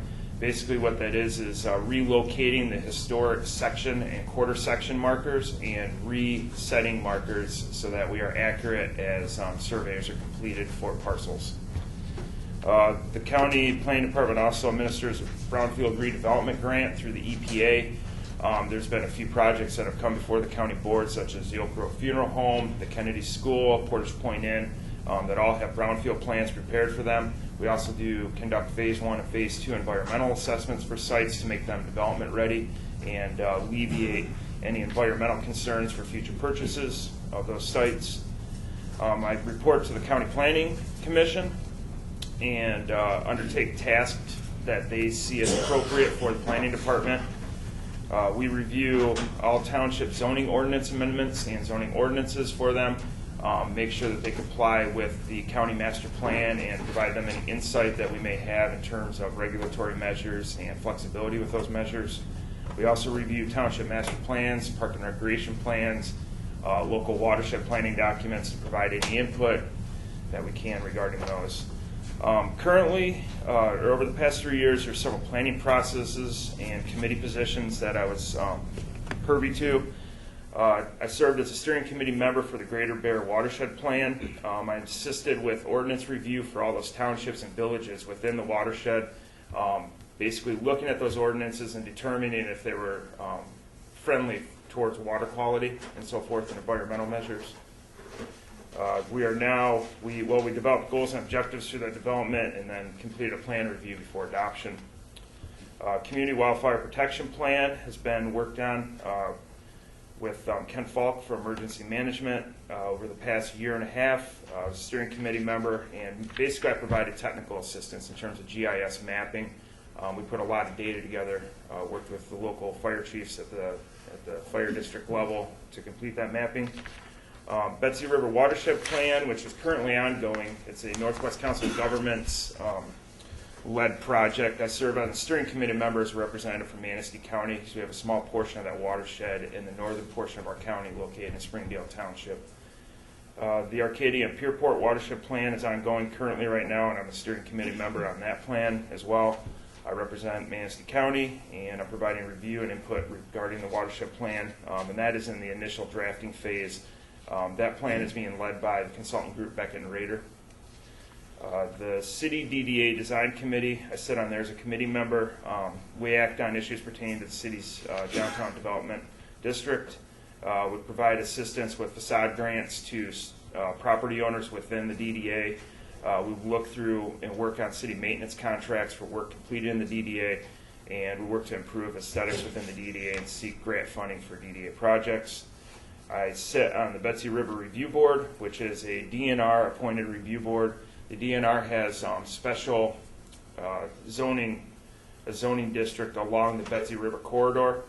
There is no zoning in Springdale Township, so that captures the Betsy River in Springdale Township, and they have regulatory measures in terms of setbacks and tree removal that may impact the Betsy River. So I sit on there and review applications for sites in Manistee County, and then whether to approve those or approve them with conditions or deny them based on what is displayed in the site plan.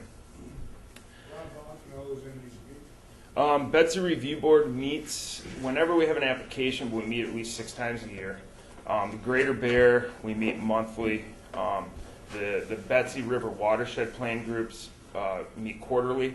The Arcadia meets every 2 months. So. I think there's a county commissioner appointed for the Betsy River. Yep. Yep. I've been to one appeal. And I try to attend most of those meetings, but when the applications are for a site in Benzie County, I typically don't go because I can't vote on that measure anyways. So I'm busy with so many other items that eliminates an evening meeting that I have to attend sometimes. You know, Rob made a comment earlier about some, I know he got his certification for soil erosion permits, and there's also another certification you see that escapes me right now. Yeah, I took my American Institute of Certified Planners exam in May, and I passed that on my first attempt. Those are not small tasks. Those are huge. The pass rate on the first attempt for that test is not very good. It's like 30%. And Rob passed it in the first time. Those are things you need to consider in the future. So now I get to put in letters after my name. Very good things for our county, and he's taking the time to go ahead and do those things. We're protected right now. If something were to happen to our soil erosion officer where he decided to leave or retire, or something happens, He's been ill too. Then Rob can take over at a moment's notice, and he can also sub for our soil erosion contractor when he's not available too. So those are big things, and I just want you to know those. I mentioned those in some of the board letters I sent to you, but I wanted you all to know that he's taking the time to do those things. They're not small tasks. Well, the ICP status is a professional credential, really, in terms of your capabilities, your skills, your training, your experience. American Institute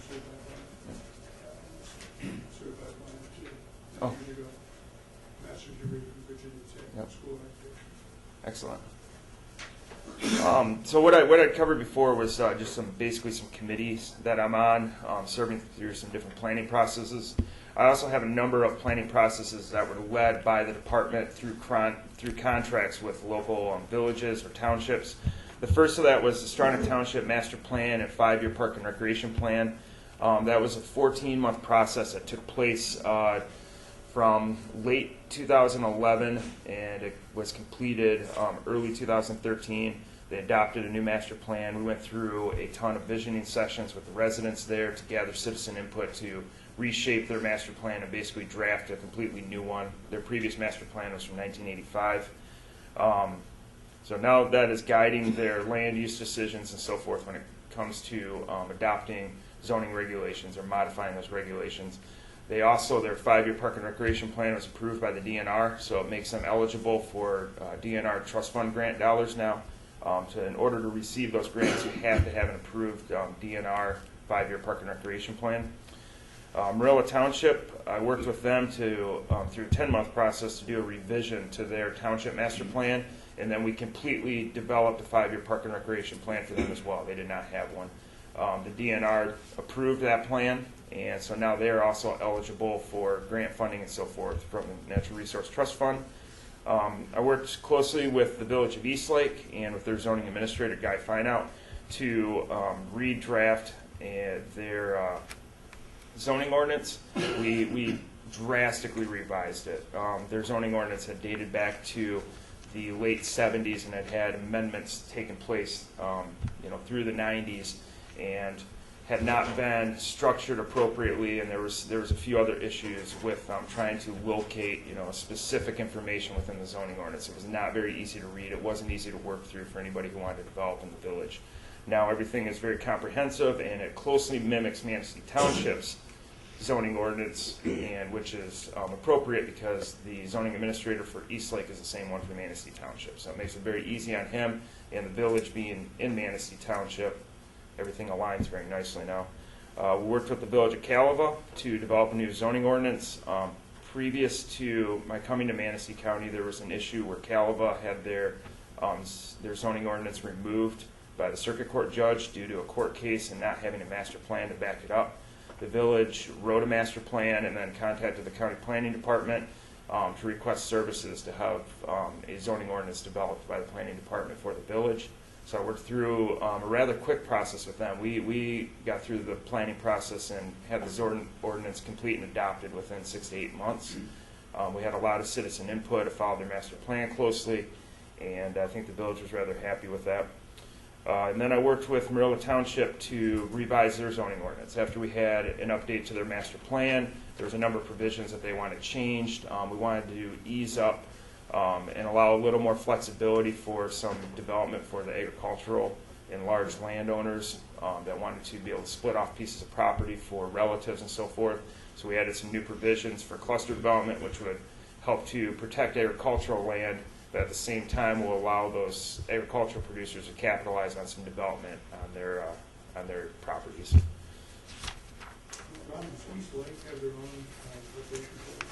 They do have a recreation plan, yep. Their master plan and their recreation plan were written by the Northwest Council of Governments. And immediately following the adoption of that plan is when we started working on their zoning ordinance. Yep. So has anybody caught what's going on with Penny Park? And the funding for that came from the Natural Resource Trust Fund. Tim Urban with AES was able to receive funding, and he used their 5-year park and recreation plan as leverage to get that grant funding from the state. So, and then it says have some intergovernmental cooperation, local agency assistance has taken place. I try to assist the prosecuting attorney's office anytime they need maps or photos for any type of legal case research or for actual criminal court cases. I work closely with Ken Falk in emergency management. I create all of his emergency management maps for the hazard mitigation plan. We also work closely on the community wildfire protection plan, and I serve as the backup public information officer to Tom Kaminsky in the case of a natural disaster or some other type of emergency. I assist the Drain Commission office when requested through development of maps and data. I also generate his mailing lists for him for when he has to put public notices out and create his labels and so forth. I help any city, township, or village whenever they request any type of planning or GIS services, and that's fairly regularly. I'm creating maps for different entities, and if I put all that on there, this would just go on pages and pages and pages. I'm assisting the watershed groups, and beyond just my assistance, Kirsten Sheffield, who is our aquatic invasive species coordinator, who is funded through a grant with the U.S. Forest Service, is acting as a watershed coordinator for them as well. So she actually sits as a secretary on the Greater Bear Watershed Coordinating Committee, and then she works with the Portage Lake Watershed Forever folks. And we're providing assistance with any implementation of their goals and objectives. Specifically, in the Bear Creek watershed, we're looking at road stream crossings for fish passage, and we are working with the village of Bear Lake to try to identify and solve issues with their stormwater sewer system that they have along 31 within the village. The Portage Lake watershed, we are working on rain garden education and the impacts of impervious surface around our watersheds and how that increases temperature and it makes it difficult for our cold water fish species. As I had mentioned, work closely with the United States Forest Service to receive the AIS grant funding. I also coordinate with their GIS technician, and we share data and so forth so that we're making sure that we're not being repetitive on each other's work. I work with the Road Commission and the new Road Commission manager. I also worked with our previous Road Commission manager to provide any maps or any data that they need for any projects that they're working on. And we have a cooperative agreement to store the power washer, which is used for the aquatic invasive species program within the Road Commission garage, which has worked out great for us. We've had a few technology and computer upgrades since I've been here. we sought a geoconnector software and purchased that about 2.5 years ago. And what that does is it allows our GIS data to talk to the BSNA data. Those are both systems that are used by, the equalization department, the county planning department, the treasurer's department, and the county clerk's office. And previously, our parcel data did not have owner information, address information. And by allowing the BSNA data to talk to the GIS data, we merged those databases. So now, basically, both databases are complete. We can search any property owner by properties, and it makes it very easy for creating mailing labels or trying to identify, who owns properties within a watershed for existence or a specific district or anything along those lines. I purchased an Adobe Design Suite software. The purpose of that was to allow much more aesthetically pleasing and easier to create documents. Anything from posters, pamphlets, documents can be created with this software. So it's been very beneficial when putting together any type of plans. Also purchased the Trimble Juno GPS unit, which has been utilized. It was utilized quite a bit during the Community Wildfire Protection Plan to identify fire hydrant locations. Actually going out to the fire hydrant, standing over there, and taking a pin and filling out whatever data we wanted to fill out within our database according to what the fire hydrant size, which is the flow capabilities are, and so forth. And I can download that data directly into our mapping system and populate maps. So all those maps have been created for emergency management. And right now we're currently using it in recreation planning efforts to make sure that we have all of our trails appropriately mapped and our sites identified in the appropriate location. Some current projects and future endeavors. Currently, the large project that the County Planning Department is working on right now is in conjunction with the Alliance for Economic Success, is a county-wide regional recreation plan. The importance of looking regionally for recreation is we want to focus on a lot of trail development. And when we talk about trails, we're talking mainly non-motorized, so pedestrian, biking, jogging, hiking, and so forth. And when an individual township has a recreation plan, that's great to focus on those township-specific sites. When we're talking trail planning, we'll have a destination here in one township and a destination here in another township. And if we have a county plan that identifies both those locations and talks about a trail corridor that connects them, we can use that as leverage for both of those townships to try to receive grant funding to take care of the whole system instead of trying to just deal with one township system here, one township system there. Right now, we're basically in the data gathering phase. The planning process technically hasn't kicked off yet. What I've been doing is I took all available GIS data that I had from the state, the federal government, and all local data, and I merged them into 4 different data sets. One has recreation sites, one has publicly accessible lands, one has publicly accessible lakes, and one is trail systems, both water and land. These databases were then mapped out on maps and taken to I'm in the process of taking them to each individual township right now to have them review the maps. We've completed Onekama, Filer. I was in Maple Grove last evening. Arcadia is complete, Pleasanton's complete, and Bear Lake is complete. And the city of Manistee has their map as well. What they're doing is they're critiquing the maps, letting me know what is incorrect on them, because I mapped all public lands. So I went basically into the GIS server with the parcel data, which is managed by equalization, and I pulled out all publicly owned properties. So anything that's owned by the county, the school system, the townships, you name it, it pops up. Well, a lot of those sites aren't recreation sites. Some of them are, they may be anything, but some of them, I take them to the townships and they'll X out, well, this isn't a recreation land, or this is, a school forest here that you missed that people can recreate in if they would like to. And so once they critique the maps, I take them back to my office and I update the databases. And ultimately, when I'm done meeting with all the townships, which is hopefully going to be complete by early August, I'll have a fairly accurate capture of all of our recreation features within the county. Then at that point, I've actually have some interns that are working, some students that are working for free for the county this summer, and they are going around to each of these recreation sites as they're approved by the townships, and they're conducting what's called a site asset inventory. So they have a long laundry list of assets at each site, or just a long list, and they take this list each site, and is it a boat launch? Yes, no. Is there restroom facilities? Yes, no. Are they vault? Are they flush toilets? Are there showers? Are there utility hookups? Is it a campground?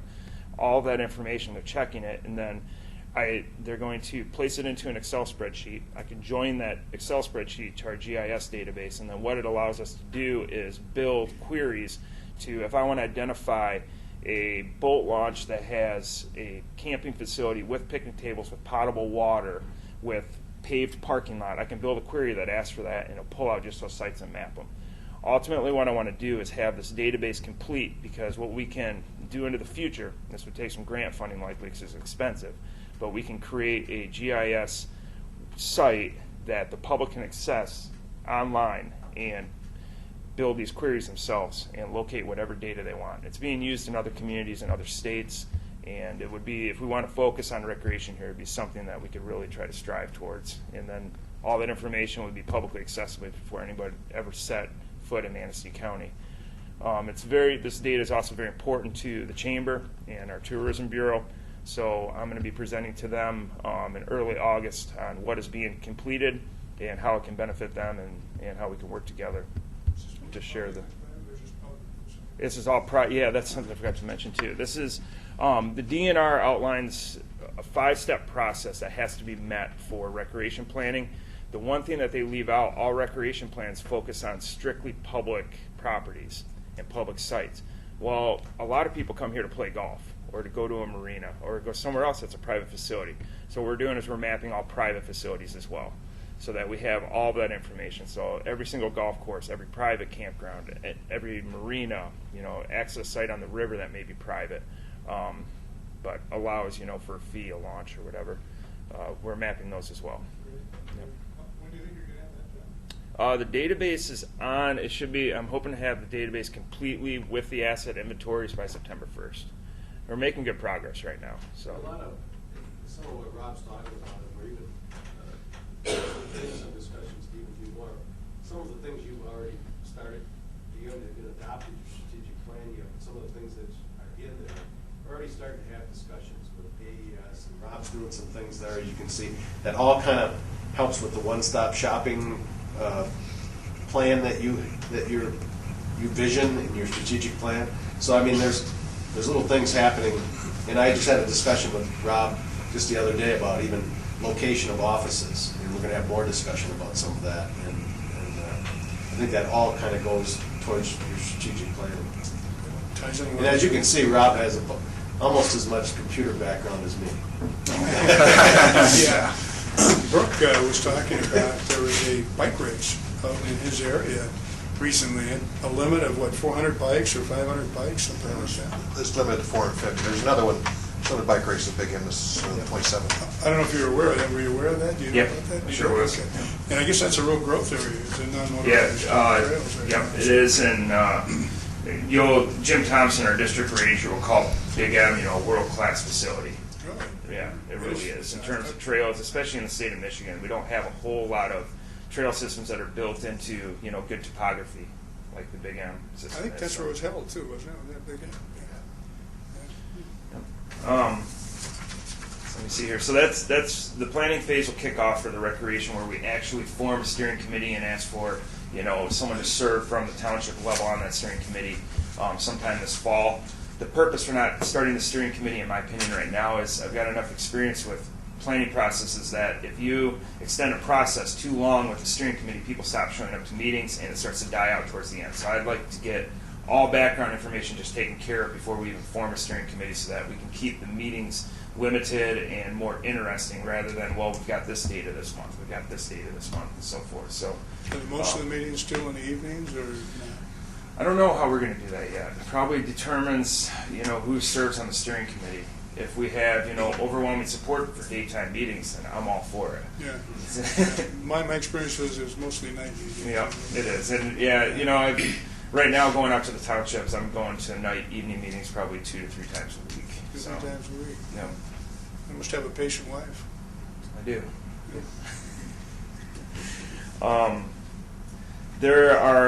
I'm providing mapping assistance right now. There's 2 documents I'm sure you've probably been informed on, the Manistee Live and the Manistee Work documents, that are being worked on by Brandon Jensen of Right Side Design, AES, the Chamber, the Tourism, or the Visitors Bureau, and the City DDA. I'll be providing all the mapping for those documents. So I'll be sitting down with Brandon and handling that. And some water plan implementation. I talked about the Bear Lake Village Stormwater Project. That's still ongoing. Pat Bentley and I are actually going to be doing some work together on that here in the near future. And just working on the pervious surface and stormwater issues and rain garden education. There's a few future endeavors that I have that I would like to see take place in the future. We have to do an update to our countywide master plan here. Our master plan is outdated, but our recreation plan is also outdated. And the master plan isn't really used to leverage grant funding, so I felt it was more important to update the recreation plan first, and so we can actually use that to leverage grant funding. For the countywide master plan, I envision doing something different than typically done with the master planning process. Since the county doesn't handle zoning, we don't administer a zoning ordinance, I don't really see developing a typical master plan that outlines, specific land use provisions and outlines zoning. What I would rather see is the development of a design manual, which talks about specific model ordinances for different types of land uses, whether it's ordinances for water quality, ordinances for setbacks and building requirements. That way the townships can start to pick out of a document that has example language, so we can start to get our language in all of our various townships in the zoning ordinance to mimic one another a little bit and be a little bit more closely related. Because right now we have, some roads that run along jurisdictional boundaries, and on one side of the street you're allowed to do something, on another side of the street you may be allowed to do something that's completely incompatible with what you can do on the other side of the street. And it would be a benefit to the development community to have a little bit more closely related language amongst all of our local jurisdictions. The project, as I envision it, would be assisted through Michigan State University. They have a program in the urban planning classes that's called Practicum, where it's actually real-world experience. Groups of students during a semester work with local communities to develop, a master plan, a park and recreation plan. I would like them to work on a design manual, and I've got the contacts at MSU. We actually wanted to try to discuss it and push it through this past year. We just had too much going on, so I think I'm going to approach MSU later this summer and possibly talk to them about a spring project for their spring practicum course. I see continued watershed plan development for our remaining unplanned watersheds. There isn't a watershed plan in place for the Manistee River right now, so that would be something that maybe the U.S. Forest Service, we could work together with them on developing. And also, a rural character and agricultural preservation plan could be developed in the future. So many of our local jurisdictions, master plans, the citizen input calls for preservation of rural character and protection of agricultural land. A lot of people move up here because they like the aesthetics of the area and they don't want to see that change. And we can put together a plan working with the Sun Water Conservation District and NRCS and basically outline toolboxes for agricultural preservation, outline specific zoning ordinances for agricultural preservation, talk about local foods and the importance of local food development and so forth. Yeah, Rob, what define unplanned watershed? There just isn't a document in place that outlines. Basically, the watershed planning process will point to specific issues within the watersheds. Like what I was talking about, the stream road crossings. We have a lot of perched culverts in our headwater tributaries to a lot of our creeks and our streams. And what it doesn't allow our salmon or steelhead to get up to the spawning areas. And with the importance of our fisheries to our local economy, by trying to leverage grant funding to fix those perched culverts so that our fisheries can improve by allowing more spawning habitat to be opened up, it's just going to bring us more fish, more tourism. I like to fish. It's not a zoning thing. What's that? It's not a zoning thing where. No, it's not a specific zoning thing. No. In the watershed plans, there's a lot of goals and objectives related to zoning. Point out, issues related to local zoning ordinances, but it's nothing that is regulatory in nature. It's not even policy unless it's adopted by a local jurisdiction, and then they may choose to follow it. Thank you. Let me see here. So some technological advances I'd also like to see take place. There's an extension for the ArcMap GIS software called Spatial Analyst. And there's a couple things right off the bat that can be utilized for. When we flew our aerial flights last year, we had two types of images shot. We had a regular RGB, which is it stands for red, green, blue, I think is what it stands for, but it's basically just a color image, aerial image. And then we had color infrared image shot. So that actually looks at the heat that radiates off of the different land covers on the ground. And what I can do is I can take those colored infrared images and I can input them into Spatial Analyst, and it'll build land cover model, which will basically show us where all of our evergreen forests are, where all of our deciduous forests are, where our grasslands are at, where our croplands are at, where our impervious surfaces are. So all roads, rooftops, parking lots, anything along those lines. So identify all water sources, and then I just have to go through there and tweak a few things, make sure things are accurate. But then we have a new land cover map, which can be used for a ton of different land use planning applications.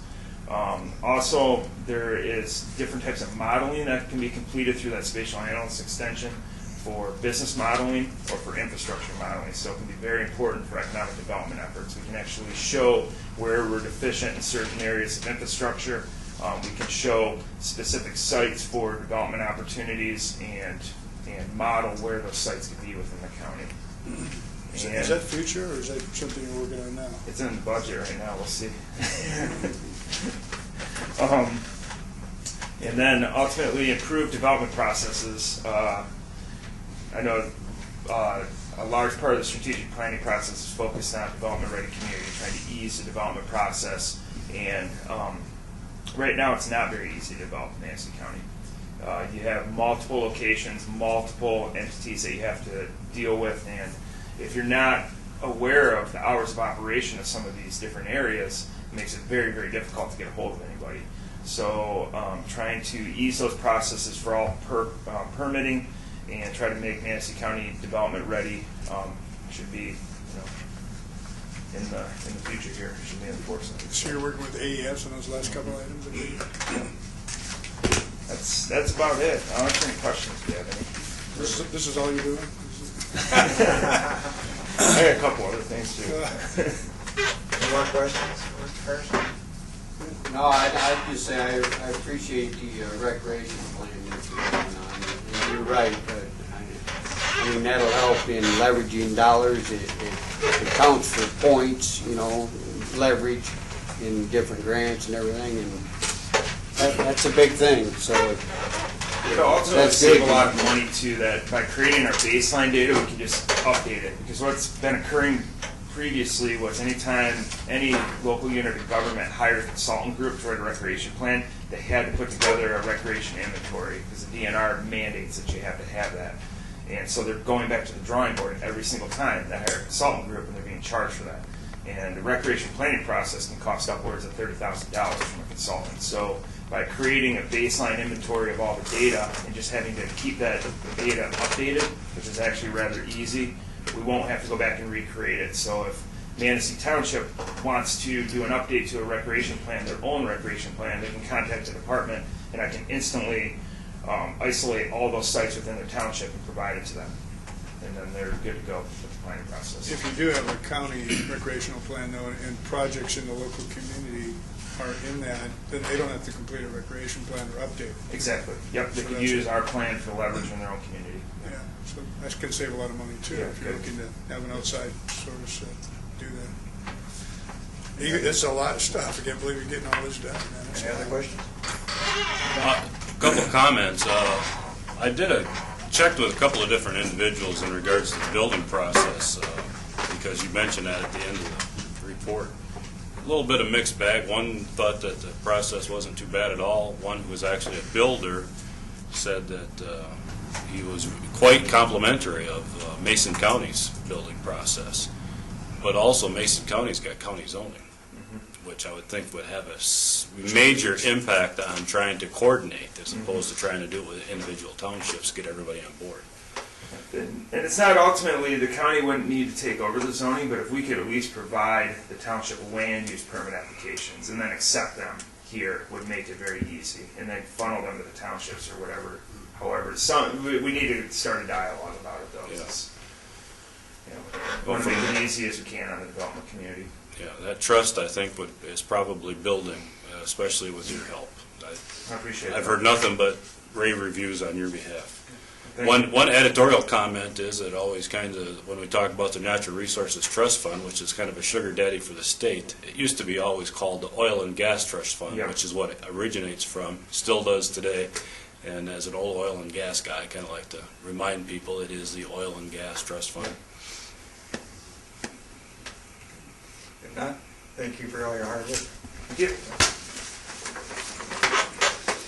Okay, moving on, our 11 o'clock appointment, it's 11:25 now. Susan Spencer from the Conservation District is here for her annual report.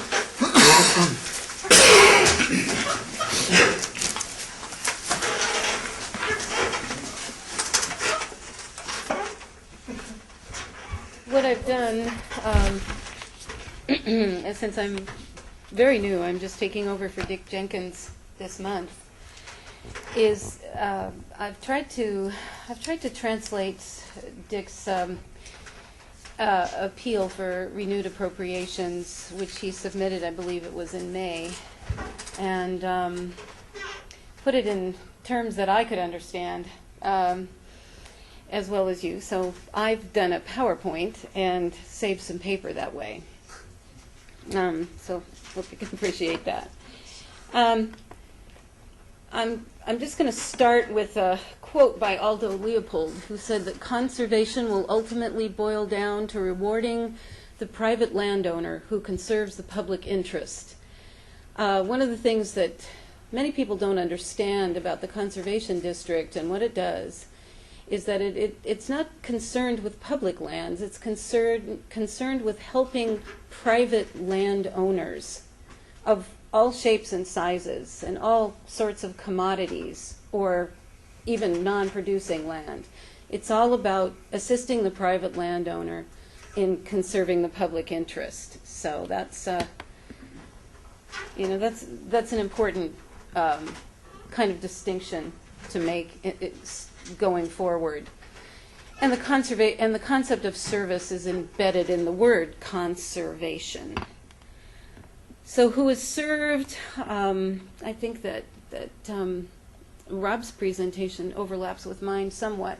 But who is served is fruit and vegetable growers, timberland owners, local ranchers, local industries, community gardeners, backyard gardeners, other conservation and environmental groups, schools, neighborhoods, and many other organizations across the county. Susan, will you take questions as you roll along, or do you want to wait till the end? Well, it just depends on your time, you know. Just have a quick question, and maybe this is more of a Rob question, but do you have any idea what the acreage is or percentage of land in the county that is agricultural? Do you know? Well, it's between 17 and 20%. It is, okay. Yeah. Just, let's wait to the end for questions, that way she won't interrupt her flow. Okay. And suddenly it's not advancing for me. That's the wrong one. I pointed at the, Oh, Oh, that is, no, that's the wrong one. isn't it? No, that's right. that's it right. was working. Jeff might be, The battery just died? I'll sit up there. I got it.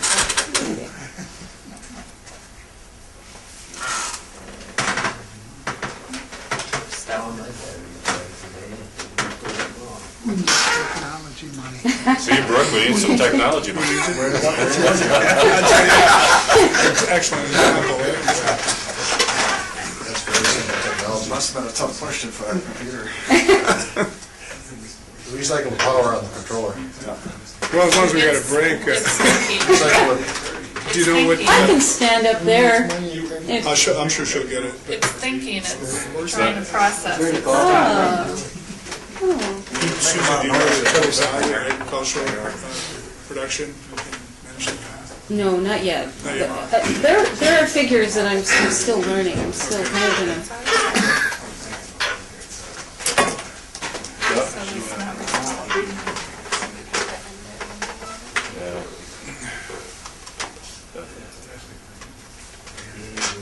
just have to say that, for me, this happens almost every time. This is what I was so nervous about this. Hey, you don't see Tom over there pushing no buttons.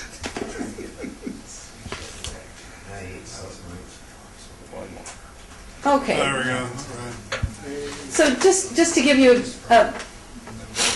put things in context, the Manistee Conservation District has been in the county for 69 years, and it has worked in direct collaboration with the Natural Resources Conservation Service, or the NRCS. In fact, you might say they're inseparable.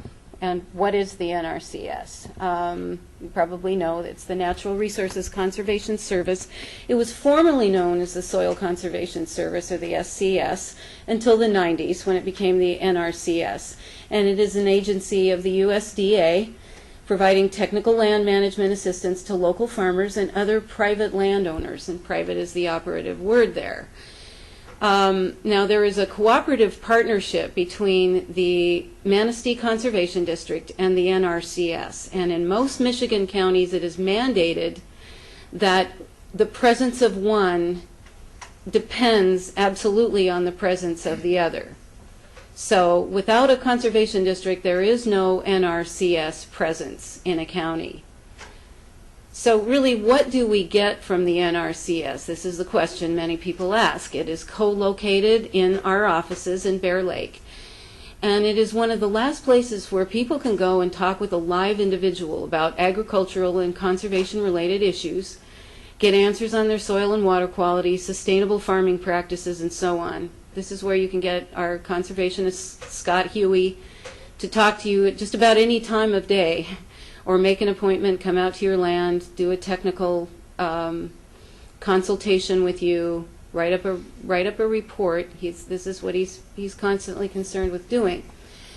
So what are some examples of NRCS and conservation district services rendered to the county in the years between 2012 and 2014? The list is fairly long here. Farmland, forest management, technical consultations, which are ongoing at all times, analysis of soil, water, livestock, wildlife, prescribed grazing, manure management, windbreaks, fire breaks, erosion control and nutrient management, groundwater education, protection and testing, risk assessment for orchards, nurseries, greenhouses, and gardens, cover crops, integrated pest management, pollinator protection, habitat restoration, tree sales, reforestation, household hazardous waste removal, invasive species monitoring and eradication, and connecting organizations and individuals to grant monies for many of the above services. And finally, I want to mention, I don't have a chance to go into a lot of depth about MEEP certification, but Rob mentioned Murray Stahl, and he is our local, he's our MEEP technician for the County of Manistee. We share him with Mason County. And this is an excellent program. It's an innovative voluntary program that helps farms of all sizes and commodities prevent or minimize agricultural pollution, reduce their legal risks, and qualify for tax breaks. And currently we've got 3 farms that are MEEP certified in Manistee County, and more applications coming in all the time. So every year the NRCS connects people to government services, funding, and incentives for responsible land use and development. Our most successful at the moment is EQIP, or the Environmental Quality Initiative Program. We've got 21 contracts right now. We cover close to 2,000 acres, and that brings in funding to the county to the tune of $268,282. And then we have other smaller programs which we're also working on building up, but they take time. The CSP, the Conservation Stewardship Program, the Wildlife Habitat Incentive Program, and again, the MEEP program, which, as I mentioned, has 3 certifications currently, 1 pending, and new applications coming in all the time.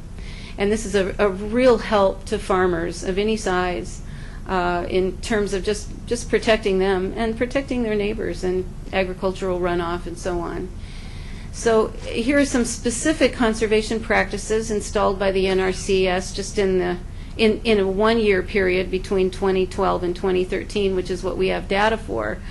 401 acres of nutrient management, 139 acres of prescribed grazing, 170 acres of herbaceous weed control, 151 acres of residue management, and no-till farming assistance. I'll try to go into more detail about what that is in a minute.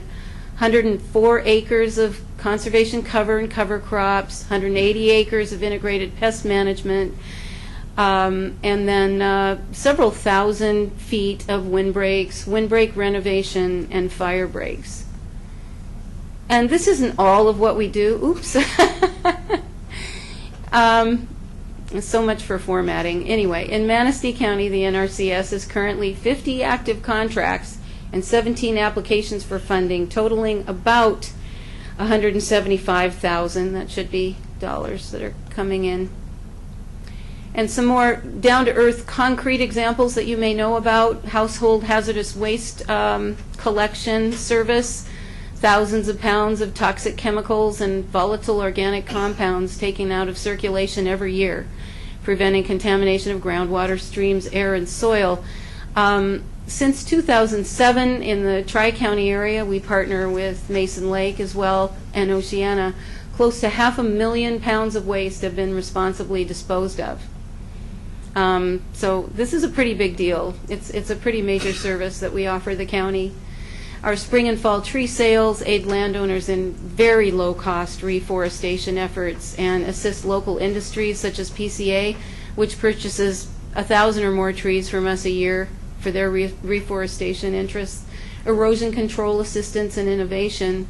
What we're working on right now is acquiring equipment for no-till farming, which I don't really have time to go into depth about, but we're finding that it is becoming increasingly growing in popularity, and farmers in the area need access to the equipment because they find that it reduces erosion and significantly increases crop yields.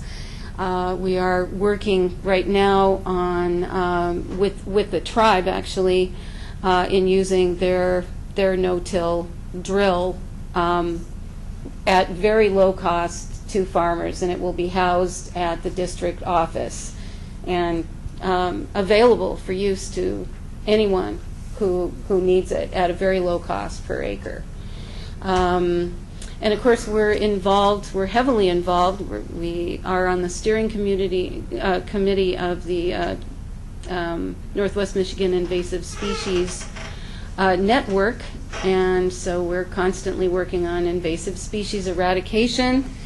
And this stimulates community involvement and education, and is, of course, of benefit to landowners and industry. We do a lot with a little, I guess, is the point I need to make here. But we do rely on county appropriations to continue providing our services to residents and landowners.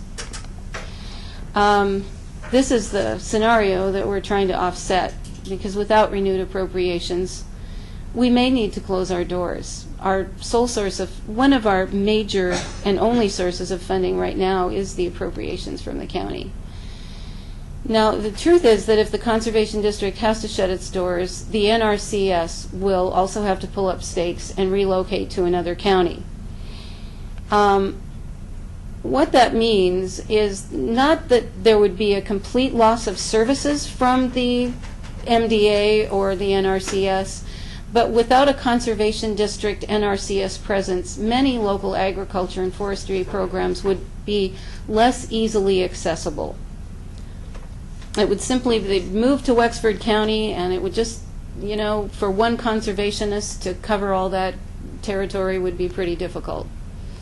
And in terms of government funds and assistance, the loss of NRCS programs in Manistee County would amount to approximately $280,000 per year, roughly, at least according to our conservationist Scott Huey. Now, it would be very difficult to get those services back. Once a conservation district leaves a community, it's very rare that it would return.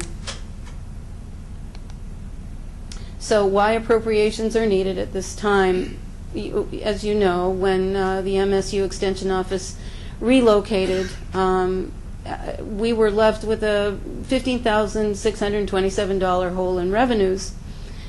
Now we've been looking and advertising and trying to get someone else in there, but that hasn't happened yet. So we also rely on tree sales to provide some of our income, but due to a long winter and cold spring in 2014, our tree sales were down by $3,500 compared to previous years, and our income that we realized from the tree sales was well under $700. So that's a drastic reduction. We've already dramatically slashed our operating costs, cutting employee hours, janitorial services, and dealing with outdated office machinery and equipment. And so without county appropriations, it's doubtful the district can continue operating for much more than a year at this point. At least that's the estimate that Dick has given me. Now, what I did was take the profit and loss budget performance and put it in plain English that I can understand, and I just used the month of June to show you where we are financially. Our income in June was $6,225. And some of that is rent from the NRCS and some of our services, the sales that we do, our merchandise. But our operating expenses amounted to $9,168. So the difference between our actual income and our expenses was close to $3,000. Now, our budget, the amount that Dick had budgeted for our monthly expenses was $10,097, which is pretty realistic if you look at our expenses, our actual expenses, and how close they are to our budget. The difference between our budget and our actual assets is about close to $4,000. And again, our tree sales netted only $610 this year, compared to 2013 when our actual income was $4,345. So we've got a $3,700 shortfall just for this year. But there's more work than ever, and this is what I really want people to pay attention to. According to Scott Huey, our conservationist, tells us that since 1996, national farm programs have multiplied dramatically, and local NRCS contracts have increased by more than 200% in Manistee County. So currently, the NRCS is serving 5 townships, 130 square miles of land that produces cattle, hogs, cherry and apple orchards, grain, hay, berries, forest land, and wildlife habitats. In addition, there are 144,000 acres of non-industrial private timberland that needs management plans. And it puts the county in need of forestry services to assist with the optimal management and wise harvest of timber. This is private timberlands. And so we're hoping to get a forester on board at the Conservation District who can assist people with management plans for this very purpose, so that they can wisely harvest their timber in sustainable ways, but also ways that make them a profit. The fact is, though, that the number of NRCS staff has remained the same, and that is exactly one person. Rob does a great deal, and it's similar. I was, it's like doing less with more at all times. Our conservationist stays late almost every night, comes early every morning, constantly meeting with farmers. And we have a very small staff, one administrator and administrative assistant. So appropriations will allow us to stay in business and pursue grant monies that help us to expand and offer broadly beneficial programs to Manistee residents and landowners. In other words, we really need to get back on our feet. Some of these programs include programs that are already in place: the groundwater stewardship program, expanded meat verification in the county, EQIP programs, forestry assistance, wildlife habitat program, increased invasive species eradication, education and control, including the garlic mustard pulls, Japanese knotweed, Phragmites, autumn olive, purple loosestrife. And as a matter of fact, the Northwest Michigan Invasive Species Network, of which we are part of the steering committee, has mapped and targeted areas of, infestation throughout the county, and so we are doing what we can to eliminate the advancement of these invasive species. Of course, there's the household hazardous waste clean sweep collection, which happens every year, and all the work we do with reforestation with native plants and shrubs. How will appropriations benefit county residents? Continued and improved household hazardous waste removal program this year. For the first time, we are now taking appliances, which we have not done in the past. Continued working on restoring the habitat for game animals, tax breaks for participation in qualified forestry or meat programs, continued on-site technical farm and forest management consultations, advice on crop yields, cover crops, livestock, energy use, reforestation referral, expanded erosion control with our no-till drill assistance and access to equipment, groundwater protection and testing, plant disease monitoring and eradication. I don't know if you've noticed what's happening to some of the conifers along 31. There are a number of issues with plant diseases that we monitor. And again, low-cost reforestation of native trees and shrubs. We make this possible. And with continued appropriations, we will be able to expand our outreach initiatives, which is really a high priority for me coming in as the new administrator. I think public education is vital. Many people don't even know we exist. The thing is that if we did leave the county at this point, if we had to, and the NRCS had to pull up stakes, almost everyone would notice the absence. They would feel it in some way or other. Okay, so losing a conservation district, as I said, would mean losing the NRCS presence in Manistee County, so the end not of just one, but two vital service entities. Now, if the millage passes, of course, that will save Manistee County thousands of in appropriations dollars every year. Sometimes I get bored doing PowerPoints, so I have to entertain myself. So I'd like to just conclude with a quote from the president of the Nature Conservancy. Think about nature as an investment that pays off. Put nature up against a lot of other investments for its durability and sustainability and its tangible reality.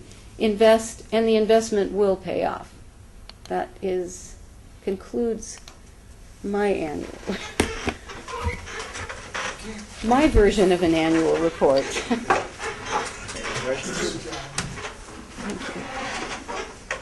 Any questions, Board? Appreciate your presentation. Yeah. Thank you. You have a question back here? Yes, I do. Yes, sir. What are you doing to help remove the olives?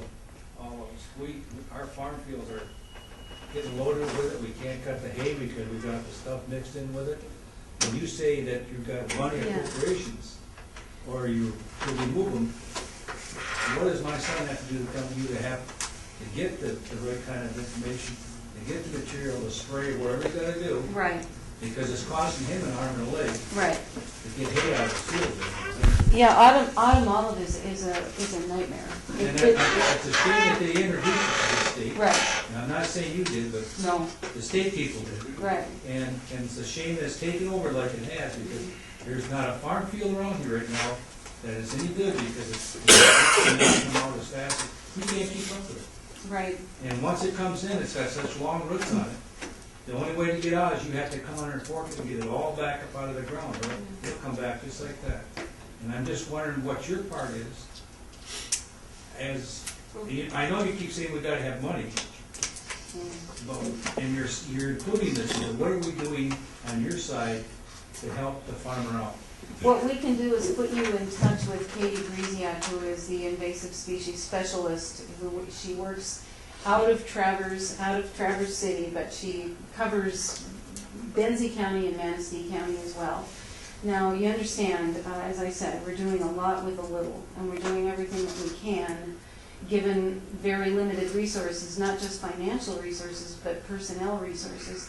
And I think that we're all aware of the severity of the autumn olive problem, and we're all batting around solutions and discussing them. I mean, it's looking right now as if there's not very much that can be done without fairly intensive spraying, but we have to also analyze the consequences of that on the surrounding environment. I know that Scott goes out and assists farmers in manually removing the roots, but he's one person. So it's not just a question of money, it's a question of manpower, and it's really a monster. It's like this is what happens when things get out of balance, and it's a really good example. So we're very sensitive to how much trouble it's causing in the area, and we're doing everything we can, but we're a small entity now and hoping to expand. And one other question, and what you covered was the hazardous waste. I want everyone to know that each township puts their shares in to help with hazardous waste. Yes. So it's not just coming out of conservation, each township. And I know what we put in ours, so it's a good thing to have. Let's put it that way. Well, the county also contributes $7,000 a year towards that. Yes, we're very grateful for that. Yeah. That really helps. 32 cents a person per township, just so you know. Any more questions? Any other questions? Thank you very much. Thank you. Okay, moving on. Committee reports, housing did not meet, personnel did not meet, public safety did not meet, technology. Okay, technology met Thursday, June 26, 2014.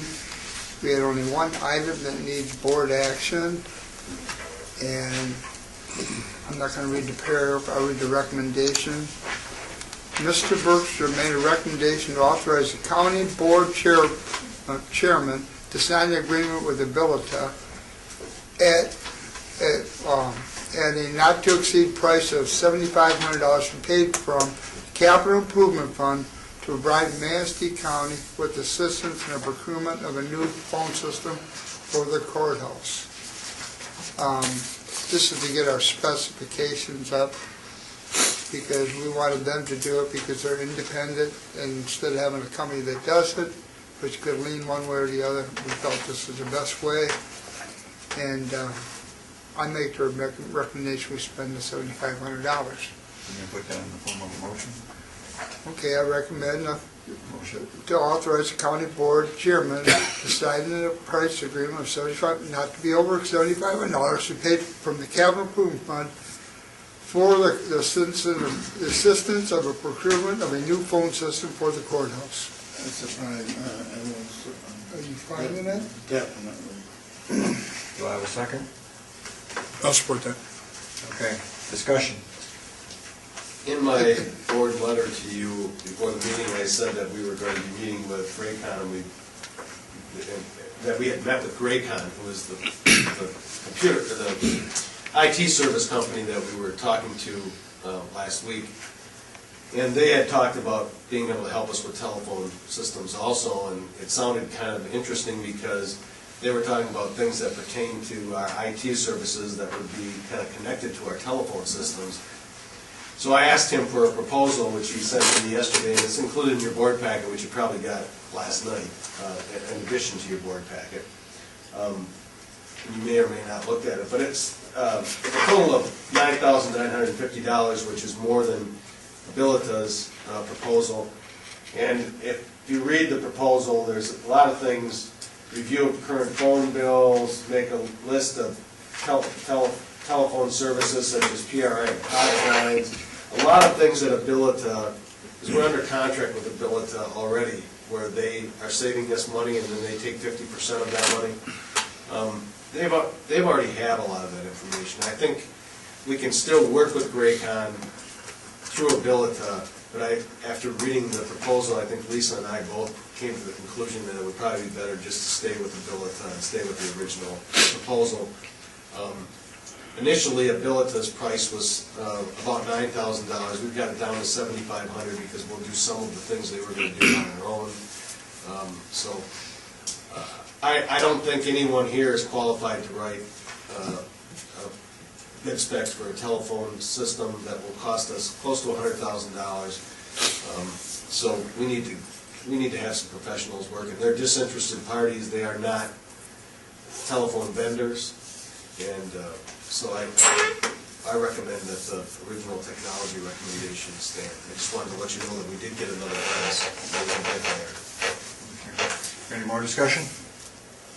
Call the roll, please.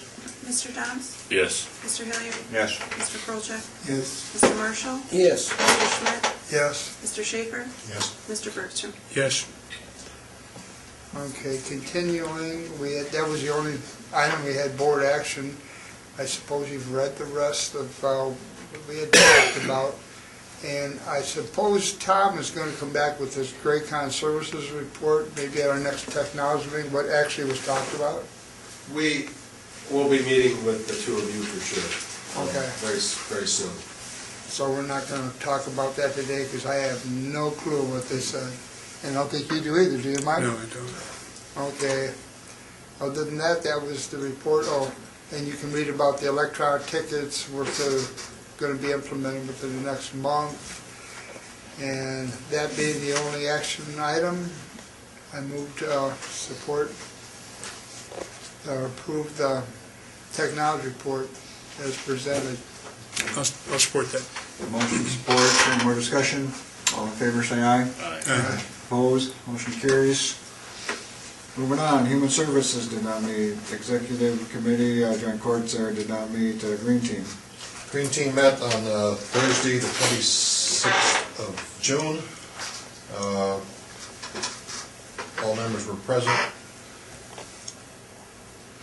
As usual, the major concern before we took any actions was the fact that the recycle program is continuing to increase in amount of capacity that's coming in the system, which is costing us more and more money,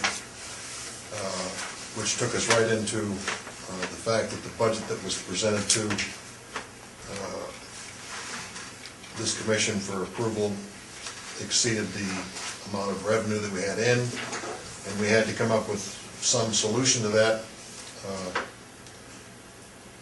We basically had two options, and that was, number one, find additional revenue, or number two, cease the program. After a lot of discussion, the following recommendation was made. Mr. Schaefer made a recommendation to increase the per parcel fee from $13 annually to $18 annually for the Public Act 69 participation. Townships resident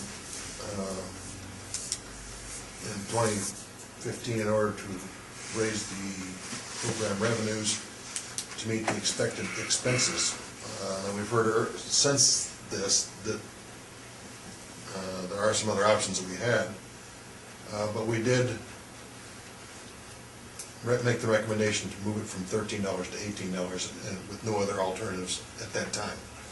But now Mr. Pomeroy has indicated that there are options that we could take to reduce it to maybe $16 rather than $18. The concerns with this proposal were that townships might balk with the increase of $5 per parcel per year. That sounds like kind of a nitpicky thing, but people are like that. Right now, the county provides $20,000, and that was a selling point as far as the educational process. We felt that we could tell the people, you know, the county is supporting the program with the contribution of $20,000, which would offset the fact that they're coming up $5 more a year. But that was the proposal, and I would make the motion that we increase the fee from 13 to 18 to fund the recycling program to the point of $39,000 as requested. I would second that. Okay, we have a motion, we have a second to increase the recycle from $13 per parcel to $18 per parcel. Discussion. We can do that without township participation, is that right? We can increase it without township participation. You can increase it, the township then will have to sign an agreement saying they. Oh, so they'll still have to buy onto it then, right? I've got 4 townships that I talk to are in my district. 2 of them are in this program. I would like to discuss it with those 2 to see what their reaction is going to be to this upgrade before we actually go to this upgrade. Personally, I'd like to talk to Onekama Township, and I'd also like to talk to Arcadia Township to make sure they understand this and they agree with this. Well, Sarah will be going to those townships. Well, I personally will go to those townships too. And so, I mean, you, just raising the fee isn't going to make it it's not gonna make it happen. They have to agree to participate. Exactly. If 2 of them drop out, or one of them But drops if it's out, gonna cause one or both of those townships to drop out because we are raising the fee, then I would like to look at alternative motives or methods to keep this program going. I agree with Kenny, because I have all 4. You have 7, I've got 4, and he's got 2. We'd like to get the response from our townships. That's 6 out of the 7. Well, there'll only be 2 alternatives: shut the program down altogether, or to subsidize it more from your general fund. Those will be the only 2. Or That may be lower the the case. fee. But that may be the case, but I still want to get input from my townships before this is decided upon. Any more discussion? So when would we take this up again then, if we were to? Well, I could talk to my, There's a motion on the floor. There's a motion on the floor. We're still discussing though. Yeah, that's discussion. This is part of the discussion. My opinion would be probably next month. I mean, I got both my townships. Well, you 2 have got most of the townships, so. I Yeah, think most of mine will be at the MTA meeting, so I can see what they feel about it at the MTA meeting. Well, I support your motion, Brooke, but You know, I'm thinking, the fact that, we found additional monies, that's helpful, because we don't have to go to 18. We can go to 16. And so the townships would only see a $3 increase. And this needs to be talked about with the folks that you're going to be discussing. But that means we would have to kick in another $5,000 in our 9,000 would now become 4,000. And you may very well be raising it to 18 the next year. So, the thing that I tried to stress, the program is tenuous. We've exceeded our budget this year because of the increased amount of recycling we've done. We can't afford to do this every year. And if we can't get more people on board with the recycling program, then it's not going to survive. Alan has set up to talk with the city to maybe bring city on board with the recycling program. The problem that we have is all of those entities that support the program are low-density entities, right? So you've got very few people supporting the program. If you bring the same program into the city, the population density in the city is considerably more in the out county. So you generate more revenue in the city, which might save the program. But It's all about timing too, it's trying to capture them before. When will we know whether or not the... their contract expires next year. So this one-time shot, if this doesn't fix it, then most likely the recycling program will not survive. And that's what we talked about at the Green Team meeting was, we can do this for 1 year. I would still like to talk to my 2 townships that are in there and see what their opinion and feelings are towards I agree. before But again, when you talk to your townships, who are you going to be talking to? You'd be talking to your township board. That's correct. That's not that's not necessarily the viewpoint of the entire population. Well, it may not be, but it's a step in the right direction. You know, the board that makes the decision to allow the fee to go from 13 to 18, they're the ones that are gonna have to take the heat. It would probably be very helpful to you too, to take Sarah with you Yeah. to those meetings. I think what's important, This the- program will. Sarah probably will be at the MTA meeting. She shows up at most every one of them, so she'll state your case. But that all depends how many of the townships show up. I mean, Yeah, I think most of mine show up. Is it going to 13 adversely to $18, that's per year. It's I understand. 41 cents. I a understand, week. yeah. Okay.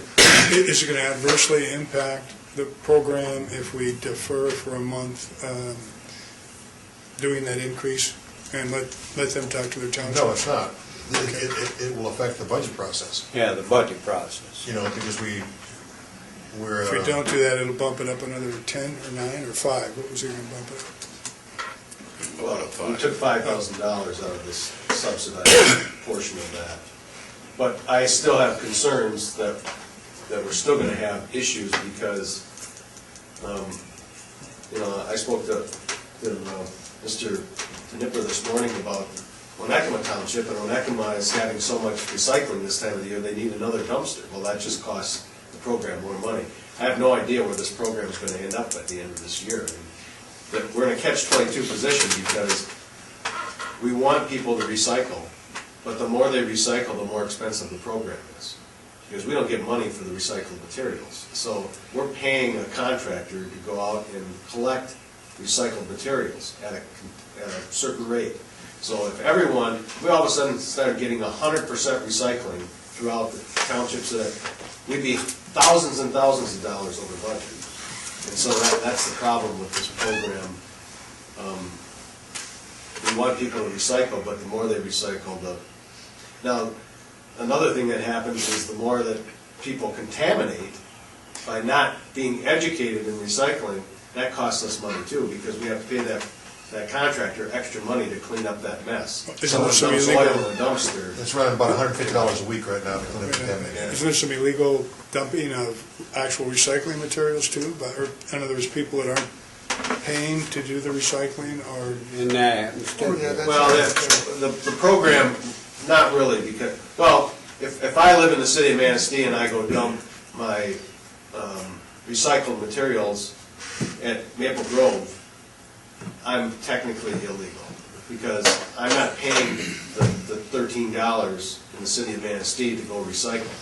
And some of that happens. And we have a little more of that probably in Up around the border? up near Benzie County, Yeah. because it's right very near the border.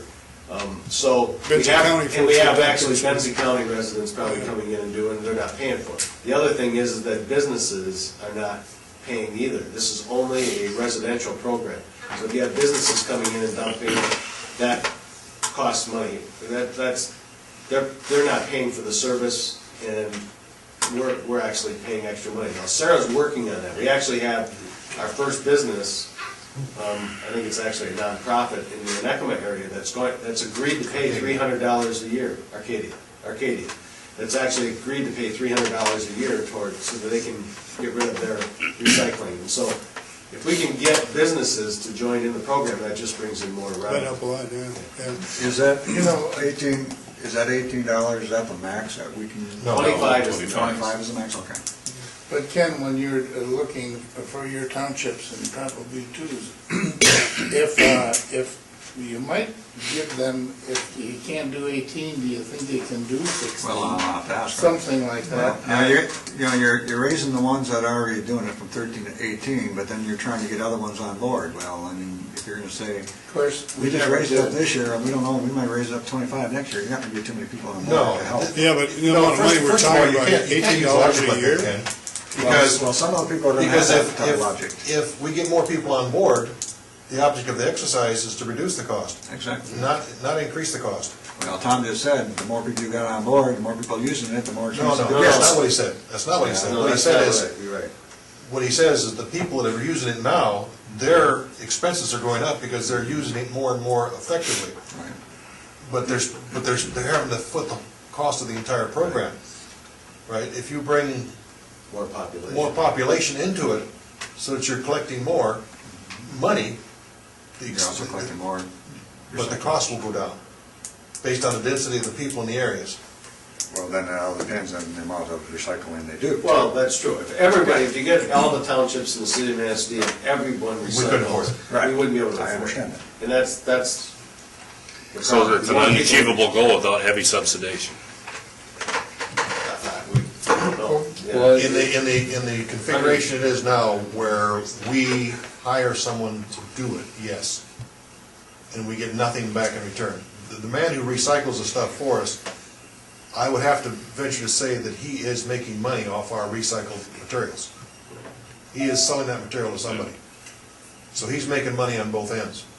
The other thing Sarah's trying to do is promote, we have paper and cardboard recycling, but if they throw the paper and cardboard in our bins, it costs money to get rid of. If they go to the school programs, and there are several of them around the county, the schools actually make money and we don't spend any money on the process. So it's an education trying to get people to understand, we'd rather you put it in the PCA trailers, that benefits the schools, PCA likes it, and we don't spend as much money getting rid of that material. We're taking care of the other things, the plastics, the plastics and stuff like that. And, people take meat trays. Now, up until I became chair of the green team, I thought a styrofoam meat tray was a recyclable object. It is not. It doesn't go in the recycle bin. Right? It's a whole other process that goes for styrene and styrofoam. And it's not to go in the recycle bin, but people continually put it in. That's the $150 a week that it's costing to take it back out again. So there's an education process. The state has just come down and provided $1 million statewide for education and implementation of recycling programs.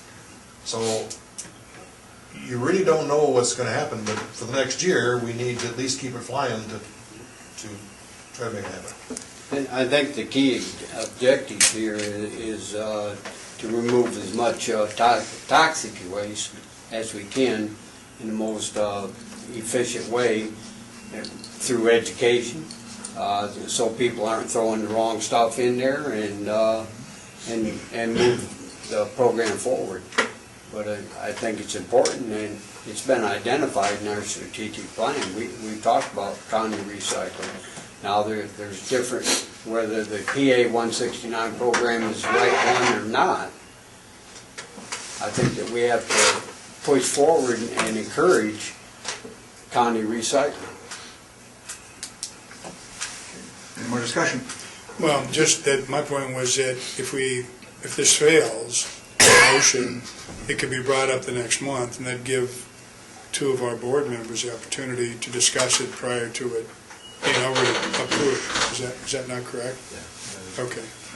Brooke, do you think that it is really necessary for 18? I mean, are we to where 13 maybe it's going to not work, and 18 is not going to work? The projections that we have, and the treasurer basically sorted all that out. Right. 18 was too much. Okay, or 16. Right? 18 was too much, but it was, if we were going to use 18, we could reduce the amount that the county kicks in by a factor of $5,000.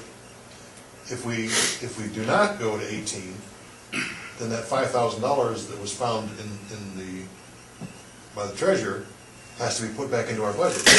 Russ, you used Sarah's estimates on what the expense side would be, though, didn't you? That's correct. Okay, because she was basing that on actual history, so.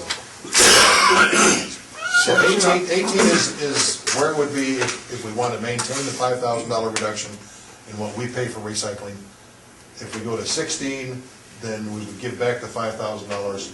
So we're again subsidizing by 20 grand rather than 15, but we'd lose $5,000 of our equity. And we're also talking about $1.50 a month here. Now, this is only for recycling, not for education. Well, no. The recycling program, it includes an education component, which is Ms. Archer's function. I know, she's been doing it for 3 years, that's why I'm asking this question. Is this going for the recycling or more education? It's the whole program. Okay. Without Sarah and the education component, that program will fall apart in Because I know very she short sits, she'll probably be sitting at Cal days with her recycling information, and she does it at quite a few of the. We pay her a specific amount of money. Her contract's coming up, end of August. And the recycling committee next month will be, or this month will probably be dealing with her contract. Well, then maybe So it's. that's all part of the recycling budget. Yeah, but maybe it's better now if this gets turned, we'll wait till next month, we'll see what recycling, what the contract's gonna look like. Because maybe we have to go to 18, we have no way to get out of it. No, we figured it at the contract amount, I think that she was requesting, or did you? figure Yes, that? we did. Yeah. Okay, that's. There was, her contract fees were included in the 39,000. Well, Russ says he's actually reduced it to what it was currently, what it is currently. But it was only about a Yeah, it wasn't $1,200 small. or $1,300 increase. And as I said, I increased the contracted services that she had put into the budget by about $4,000. Okay, any more discussion? Roll call, please. Mr. Hilliard? No. Mr. Krolchek? You're asking now, what is the, To raise it from 13 to 18. I'm a yes for that. Mr. Marshall? Yes. Mr. Schmidt? No, Mr. Schaefer? Yes. Mr. Bergstrom? I'm a no at this point, but that's because I think they should have the right to talk with their 2 townships before we approve it, but if it comes up next month, I'll be voting differently, so it's a no at this point. Mr. Dons? What is it, 3-3? Yep. Oh, boy. I'm gonna give it a yes for this year. See, that red shirt did it for you, didn't it? see, now you're in the paper as being, I'm the firm believer, recycling has got it's gotta find its own home. You know, we can't constantly subsidize it. Yep. You know, and it's one more year, and if it doesn't go, well, 3 years ago, we didn't subsidize it. They relied on it, Kenny was here and Jim, and when I told the board we needed some money, that's how we got the appropriations for that, and it's only been in existence 4 or 5 years. So that's how the appropriation got there. it doesn't mean they can die next month. Okay, Yeah, at that same meeting, we discussed Ms. Archer's request to purchase some software. The request is specific. Mr. Schaefer made the recommendation to purchase the retrack software, a license from the Council of Governments in the amount of $150 for the purpose of collecting data on the recycling program. Mr. Schaefer also recommended that Ms. Archer be the administrator for the retrack program and be responsible for collection and entering the data. Funding for the purchase will come from the recycling fund. No alternative recommendation is prepared. And basically, what this is going to do is give us the capability to gather and maintain the historical data of the recycling program. We're not going to be able to go back and put in what we've already done, but from here, this point forward, we'll be able to keep track of it. So they actually have this in their budget then. Right. And also, I think what's important is this software will be compatible with the system that Governor Snyder has allotted over $1.5 million for education in the state of Michigan. And so this computer, or this software will be compatible with, in essence, the state software. And it's important recognizing Michigan as low on the totem pole for state recycling. And that's why the governor, and I believe whoever wins the new governor in November, I believe, well, that program is already going to move forward because that money's already there. They're already gearing up for it. So that money's spent. So that program is going to go forward with education and county in recycling statewide. And I think that we need to seriously consider it at this level being important at a state level. We on need down the a road. motion and a second before we can continue discussion on this.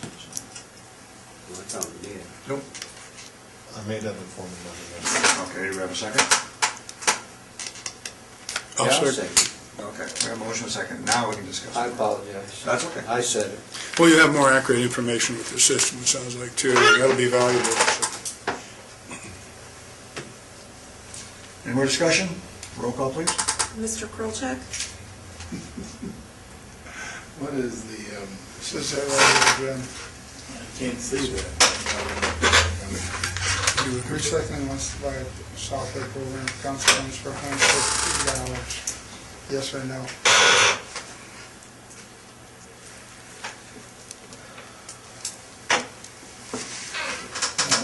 No to that. Mr. Marshall? Yes. Mr. Schmidt? Yes. Mr. Schaefer? Yes. Mr. Bergstrom? Yes. Mr. Dance? Yes. Mr. Hilliard? Yes. The rest of the report has been pretty much discussed already. I'll entertain a motion to accept my report. I'll second it. Okay, a motion, any more discussion? All in favor, say aye. Aye. Opposed? Motion carries. Regional Summit report. Well,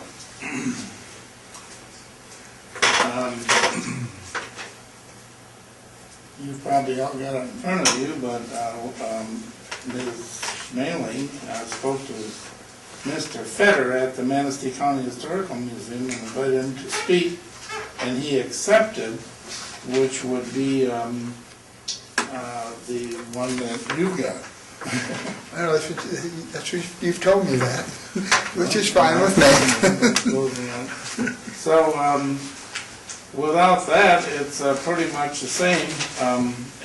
A4, if you're not sure where you're at or where anybody is near you, it's right there at A4.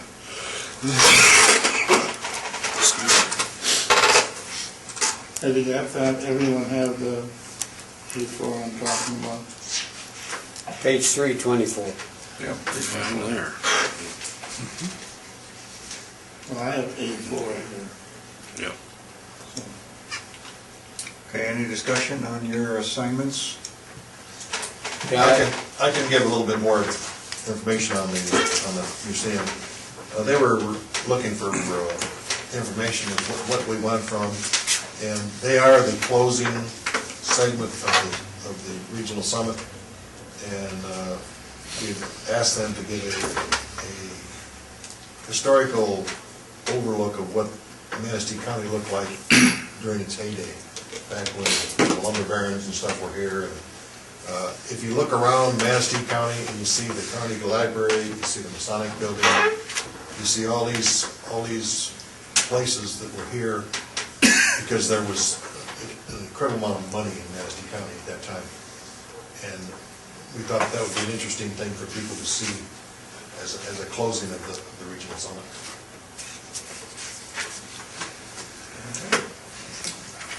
I got one question. Who are you inviting? I mean, are we talking like the Chamber of Commerce or the County Visitors Bureau or anything like that? Or who are the invites?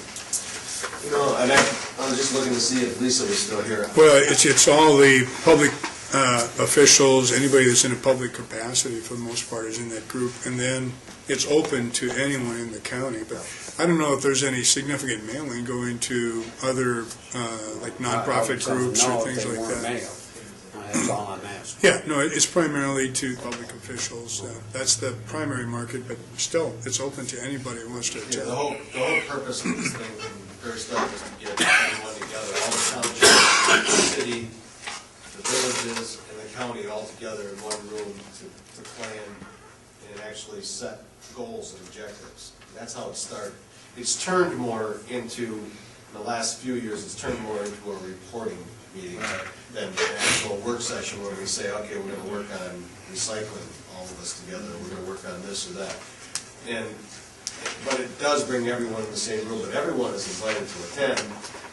There is a card that that goes out, the save the date card, I think, and all the information, with the agenda. I think there's a memo, probably a part of this.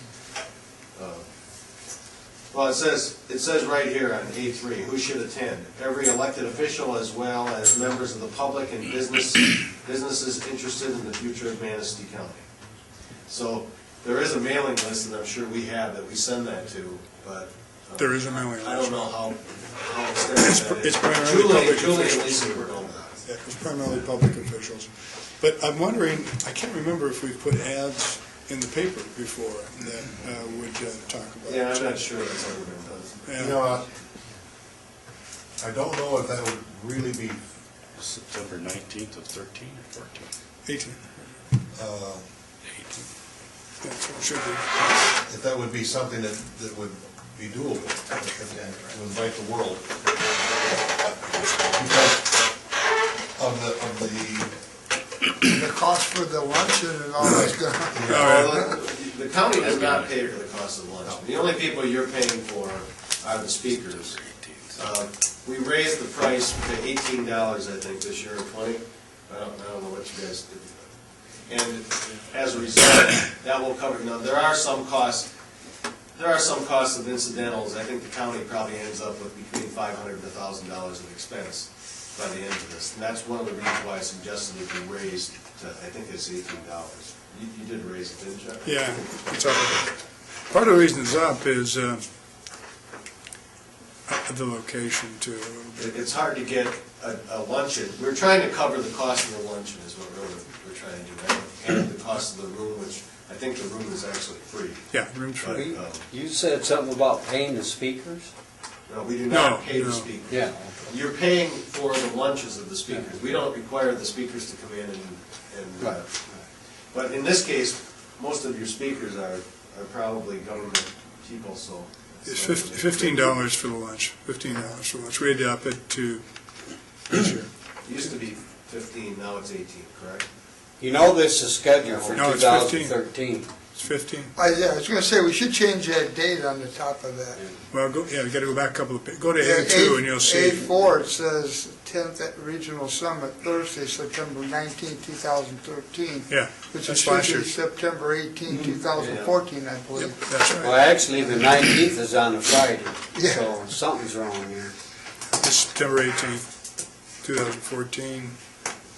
And it's $15. I'm almost positive that you officially took action to raise the price. I don't think you can get the lunch for $15. I think you're paying 18 for the lunch. Oh, okay. So that needs to be changed too. I will talk to them. I thought the total cost was $20. $20. It was raised. Oh, that's right. No, it is 20, you're right. It was raised to 20, yep.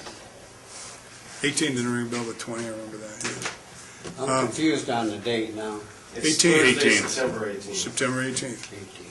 Starts at, I think, 7:30? 7:30. Yeah, 7:30. I'm just wondering, because we usually get about 100 people attending that, and I think it usually is about, it's close to a max, I think, isn't it? So if we did put something like this in the paper, would we be overwhelmed? We could. Chances are, we do get a few people that just hear about it and want to come, and it's usually 5 or 6 people. Most of the people are government, Other people, or like Mr. Marshall said, chamber, visitors bureau or something like that. might have an interest. Okay, any more discussion? I'll entertain a motion to accept the Regional Summit report. I'll make that motion. I'll second it. Okay, any more discussion on it? All in favor, say aye. Aye. Opposed, motion carries. Okay, going to Tom, other than the 4 items on the back, do you have anything else to add? I don't believe, I went through the, I'll just check real quick.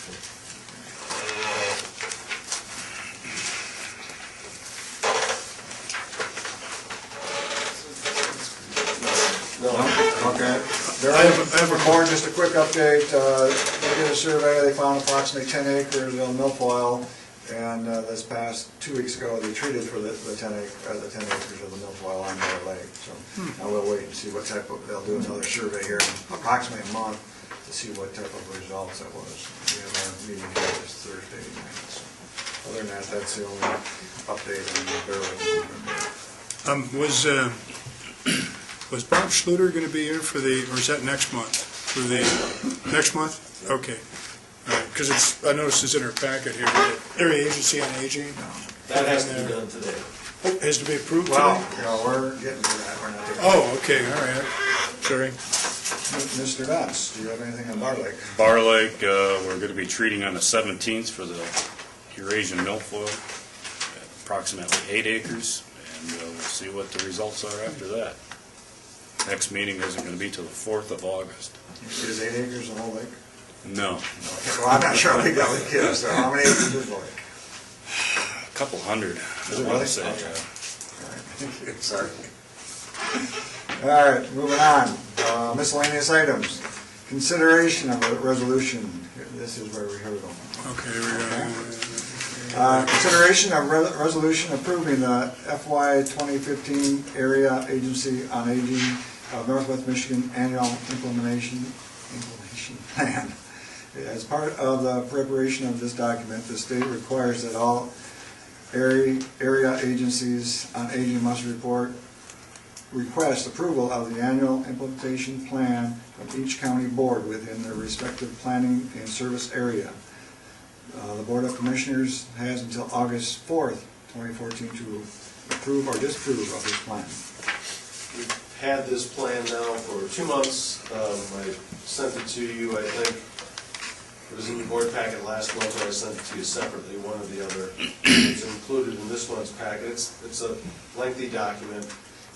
Every year, this is done, just like it says, and they asked all 10 counties in the region to approve or disapprove the plan, and you have until August 4th, so it has to be done this month. Last year, Mr. Schluter was here from the Area Agency on Aging to give his annual report on the same day that you adopted this, so he was able to answer any of your questions, but Mr. Bergstrom sits on the Area Agency on Aging Board. I'm sure you're involved a little bit in that. Yeah, and I'll make the motion to approve the plan too, but it'd be nice if Bob was here. I don't know if you have any questions at all. Well, I need a second for. Go ahead. I'm sorry. Okay. And actually, there's a resolution, 2014-14, which approves the plan for the next year. Okay, the motion is on the resolution? Motion would be to adopt the resolution, and the resolution says, be it resolved that the Manistee County have reviewed the fiscal year 2015 annual implementation plan of the Area Agency on Aging of Northwest Michigan and believe that the plan addresses the needs of the aging population in Region 10. And be it further resolved that the Manistee County Board of Commissioners approves the fiscal year implementation plan of the Area Agency on Aging of Northwest Michigan. Mr. Bergstrom, is that your motion? That is my motion, yes. Mr. Smith, is that your second? Yes. Okay, discussion. No, I did talk with Mark yesterday about that. I was hoping Mr. Shooter would have been here today. Last year, I specifically asked him about transportation as something being missed in that document. And they, to an extent, agreed, and they're working on it. And then, so on this document, there was some money granted for transportation and things like that, but I didn't see where the implication was out of the document itself, so. Mr. Schluter is... I was kind of hoping he was going to be here. He's on the agenda for next month. Okay. Get the annual report. Okay. Any more discussion? Normally, you would never have the director here for that. He's got 10 counties, and they set this annual implementation plan. Last year, it just happened to, he wanted to be on for the annual report at the same time that you did this. Yeah, I think it'd be great if he can manage to do that too. You know, I think he always plans to get out at least once to every one of the counties that are participating, and usually does that with the annual report is what he usually does. So, but tying the two together is great. If you look through it, those activities all the activities are very similar to the activities they did last year. There's not a tremendous amount of change, but Alan, I guess you found a little bit of a change in the transportation. Any more discussion? Roll call, please. Mr. Marshall? Yes. Mr. Schmidt? Yes. Mr. Schaefer? Yes. Mr. Bergstrom? Yes. Mr. Downs? Yes. Mr. Hilliard? Yes. Mr. Prolchek? Yes. Okay, miscellaneous item number 2, we're going to schedule 2 budget sessions. study sessions. Mr. Schaefer says he prefers morning because he has obligations in the afternoon. So if we can look at a morning, 2 meetings. Do you have some dates in mind? I would suggest between July 28th and August 8th. That gives me time to get a memo out to all the departments, telling them, and then gives them some time to schedule. I'd recommend 2 different dates. You might end up with only one person on one date or 2 people on one date or whatever. But, because of people's schedules, not everyone can make it on a specific date, so it's better to have a couple different dates. Okay, the only thing I can tell you is I am gone on the 30th of July, and I get back in the afternoon of the 4th of August. You're looking at August anyway, aren't you, Tom? Yeah, those dates aren't set in stone the last week of July. First week of August. You could move it into the second week of August, but you're getting very, very close to Actually, final. the first week of August really is the 4th, and you're back on the 4th? Is Yeah, that right? the 6th, Yeah, I've got all kinds of doctoring up at TC, but I'm open on the 5th, the 7th, and the 8th. There you go, 5th, 7th, and 8th. The 5th is election day, but that doesn't really mean anything other than the county clerk's office will be very busy that day and probably will not be able to spare a person In the coming in. morning. Am I correct in that? I would just say if it's the 6th to not have the afternoon, that's when our Board of Canvassers. I'm gone on the He's gone 6th. on the 6th, so Okay. I would say not on the 6th. I know the morning of the 7th and the morning of the 8th, that's a Thursday and a Friday. Let's see, on the 7th, actually, I'm at the area agency meeting on that, up in Traverse City, so the morning of the 7th wouldn't work for me. And the 8th would work, but we've got a regional summit at 10 a.m. on that too. So can we have it earlier or after? Usually it lasts no more than an hour. Can we meet at 11? I don't have a problem with that. When's this? On the 8th, Friday the 8th at 11? Well, we're gonna need 2 dates, so. 7th, 8th was good. Well, Friday the 8th at 11 probably won't work for some of you because we've got joint court committees scheduled and we probably will be having that meeting because we're going to need to tell the courts about the budget, so. Okay, how about the afternoon? Let's drop back a I'll bit. leave on the 30th, We'll have the to- 29th. 29th of July? I'm open the 28th, 29th, and 30th of July, 29th? 29th? Are you here on 29th? I'm here on the 29th. Oh, I'm wide open. 29th, good? No. I'm gonna be gone that whole week. Oh, okay. That whole week? I haven't Vacation? seen my daughter in 3 years, I'm gonna go see her. Oh, that's a good idea.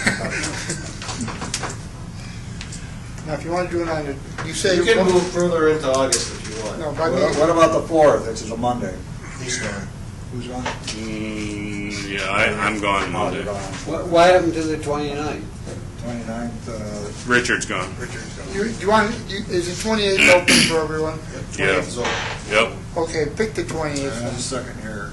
28th of August, you're saying? Actually, the 28th, we've got our West Central Michigan County Alliance that evening. That's not till 6:30 at night. Exactly. I was just saying that. You could meet at like 3:30 or something. and I probably- haven't been yet.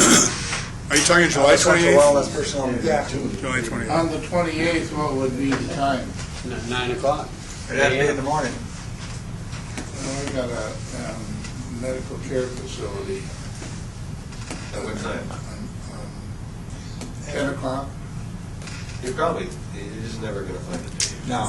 Yeah, I can't make that in the morning either. I've got to. Go ahead and, How about the That's 25th? I can, Too soon? 25th? Too Yeah, soon? you can try it, but yeah, it doesn't give people much time, but I'm wide open. no, actually, the 25th, I can't be here. I'm off that day. and I just whoa, can't- I just whoa. can't- Wednesday's the I just can't. I'm not changing. My son's in town. We're not gonna get everybody on every day, so let's give 2 days that the majority of people can go, and then hopefully the person that can't make that one will be able to make the other date. well, first of all, though, if everyone else can have the 28th, I can eliminate that because we're in the middle of, the administrator and everything else, so.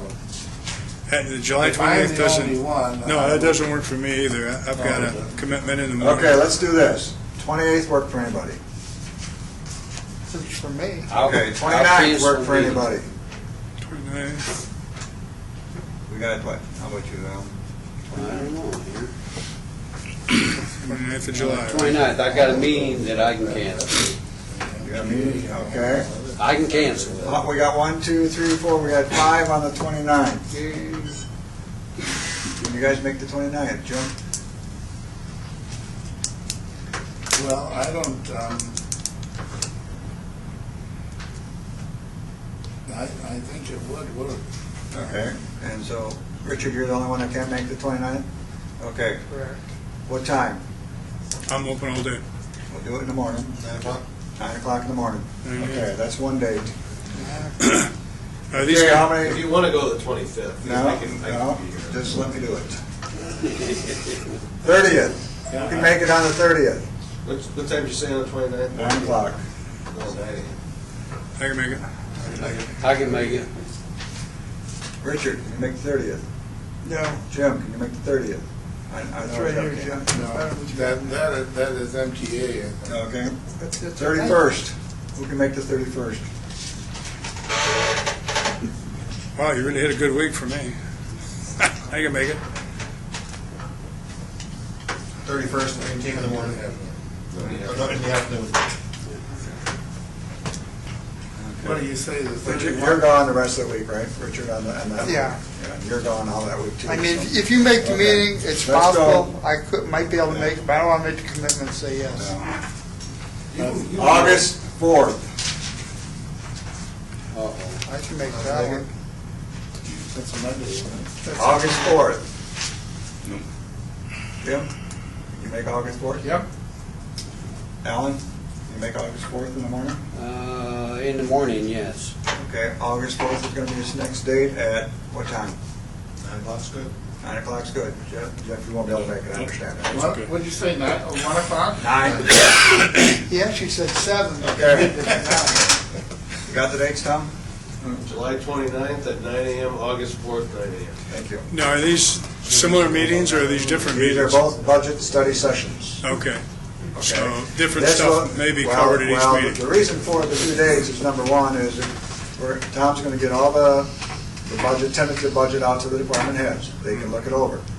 So if everybody wants to talk to us about it, we're gonna need 2 days to Okay. schedule this. Okay? Gotcha. So we're gonna get, and one department head or the other may not be able to make one date or the other. Okay, so that's the reason Gotcha. for the 2 dates. Okay, all right. If no one signs up for July 29th or for August 4th, you can get it all done in one day.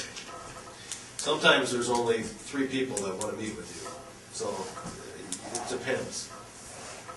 Richard, when's the MTA meeting? I don't know, Jim just brought that up, that'll be at night, but it's at, It's tonight? no, it'll be at night. And Usually it's the- at usually the third Wednesday. 23rd, and where's that, Nipper? So you said the Okay, moving on. July. 29th. Miscellaneous item number 3, commissioners attending the the Manistee County Conference at Mackinac. MTA is 23rd. First of all, Where? Springdale. Springdale. okay, What's the dates on that? I'm sorry. The dates on that? The dates will be September 14th through the 16th. Sunday through Tuesday. September, you said September? September 14th. 14th through the 16th. 14th through the 16th. Now, this is Please up at, check your schedules closely, because we don't get money back when we cancel. exactly. Unless, I I think- mean, early on we do, but. I think we should not- limit that it might not be to a certain number. I think it's important that someone goes, but I can't go. And I can't go. I can't go. What's the budget allow? That's another question. I can go. I don't even know what the cost is yet, but it's never cheap to go to Mackinac. Yeah. Okay, do we want to limit it to 2 people, or we want to limit it to 4 people, or what? I'd like to go, but I don't want, if we don't have the money, I don't want to do it. The other day, I mean, if all 7 of us want to go, we should go. I think we can I send, don't wanna I think go. we can send a representation up there, and they can come back with anything. So Jeff, you're going? Well, I'd like to, but if we don't have the money, no. I don't put you on. Yeah, I'm gonna go. Richard? Are you going, Jim? He's gonna ask you. You going, Jim? You got the money? You know, it's only 3 people so far. No, you got 3 right now. Only reason I mentioned the limit is because that's what you used to do as a board, and Mackinac can be somewhat So we expensive. got 3 then with me, or 3, or is it 4 with me? 4 with You you. go, Jim, with 4. And Jim, you're going, so there's 4 people going. Okay. Now remember, we don't get reimbursed, so if you sign up to go, please go. So we're not wasting Well, money. there's, early on, there's some Well, I'm just saying, reimbursement. if you sign up to go, go. Yeah, 14th through the 16th. Okay, item number 4 under miscellaneous. It's been brought to my attention with Mr. Kaminsky here that, through Mr. Kaminsky here, that both the prosecutor and the sheriff are on the scent board. The scent board has to insure them. And the reason they have to insure them is because this board has not appointed them to that board. So if we appoint them to the scent board, then the county insurance, which is, will cover them for the insurance. And it's only right that the county, since we cover them for everything else, we cover them for the insurance. So in the past, what have we done? The scent board actually spent extra money to cover them, which they're being covered anyway through the county. Oh, okay. So technically, all we're doing is correcting, a mistake, I guess it was made in the past here, whereas we should have just appointed the sheriff's office and the prosecutor's office to the scent board, and then the county would have covered their, them being on that board. Right now, we just have one person appointed to the scent board, is that correct? No, the prosecutor is appointed to the scent board, and the sheriff is appointed to the scent board. Is there any change in dollars on this? No, this is not a budget thing for us. Okay. Actually, it saves a Is couple it- money for the scent board. All right. Is this an appointment that we should have been making right along that we haven't made? Or is this a new one that we want to make the appointment and then now become? No, it's not a new position, it's a position that's been there for 20-some years. The Senate board, probably early on when the Senate board was created by all the counties that are involved in the Senate, they probably set it up. The sheriff would be on it, the prosecutor would be on it, whatever. The Senate board probably for years has been buying insurance, just like you're insured to sit here today, buying insurance to cover them on a Senate board. I think they have probably been trying to find ways to save money, and as a result, determined that if they're all sitting as representatives of their particular county, the county insurance should provide it. After looking into that, and I can't remember if they asked me to look into that with MMRMA or not. MMRMA probably said they have to be appointed by the county board and be representing Manistee County or Mason County in order to be covered. And so, if they're doing work on behalf of our county, Then we should go through. then they're insured by us. If not, if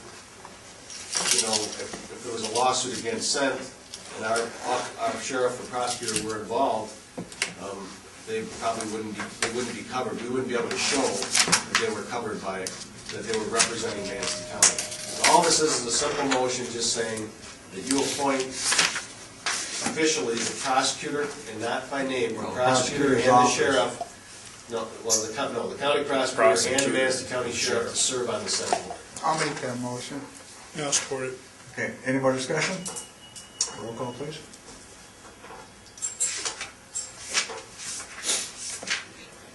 Mr. Schmidt? Yes. Mr. Schaefer? Yes. Mr. Bergstrom? Yes. Mr. Dunt? Yes. Mr. Hilliard? Yes. Mr. Krolchek? Mr. Marshall? Yes. Okay, individual commissioners' reports. Mr. Kojak, do you have anything? Mr. Schmidt? Okay. Just one thing I just wanted to bring to this board's attention. I'm on the NIMSAS board, and my last meeting will be September 8th. And come October 1st, the county has no representation on that board. They become an independent private organization. They're going from 14 employees down to 4 at that time. Anyway, something that was noticed to this board is on the last INSAS meeting, they brought up a motion for longevity incentive program for the employees that are sitting there. And remember, this is money that should have went to the clients. They gave an incentive bonus or severance of $300,000 out of their capital fund, which should have went to the new NMRE. I just want to let you know that I didn't vote for this, and it was a very close vote, but they got a real nice severance package for leaving that organization. You mean board members? No, the 14 employees are left there. okay. So the But question also- is, yes, the question actually was brought up, what about the ones that left? Because one of them already went over to NMRE to provide the services, that they're giving up. They said, no, only the ones that stay. But also, it should be noted that a lot of these personnel that have been given severance pays are also going to be hired on with the regional entity, Yeah, correct? yes. So they're not technically now losing their jobs. Yeah. So why are they being? Yeah, well, it was a very hot day. They got $125 for every month of service. So they did pretty good, and I felt it was bad because that was the money that was supposed to go for these clients, and it was spent. What can this board do? We can't do anything. It's already passed, their board had passed, like I say, I objected to it, and my counterpart to the north, he was in, at a doctor's at the hospital or something.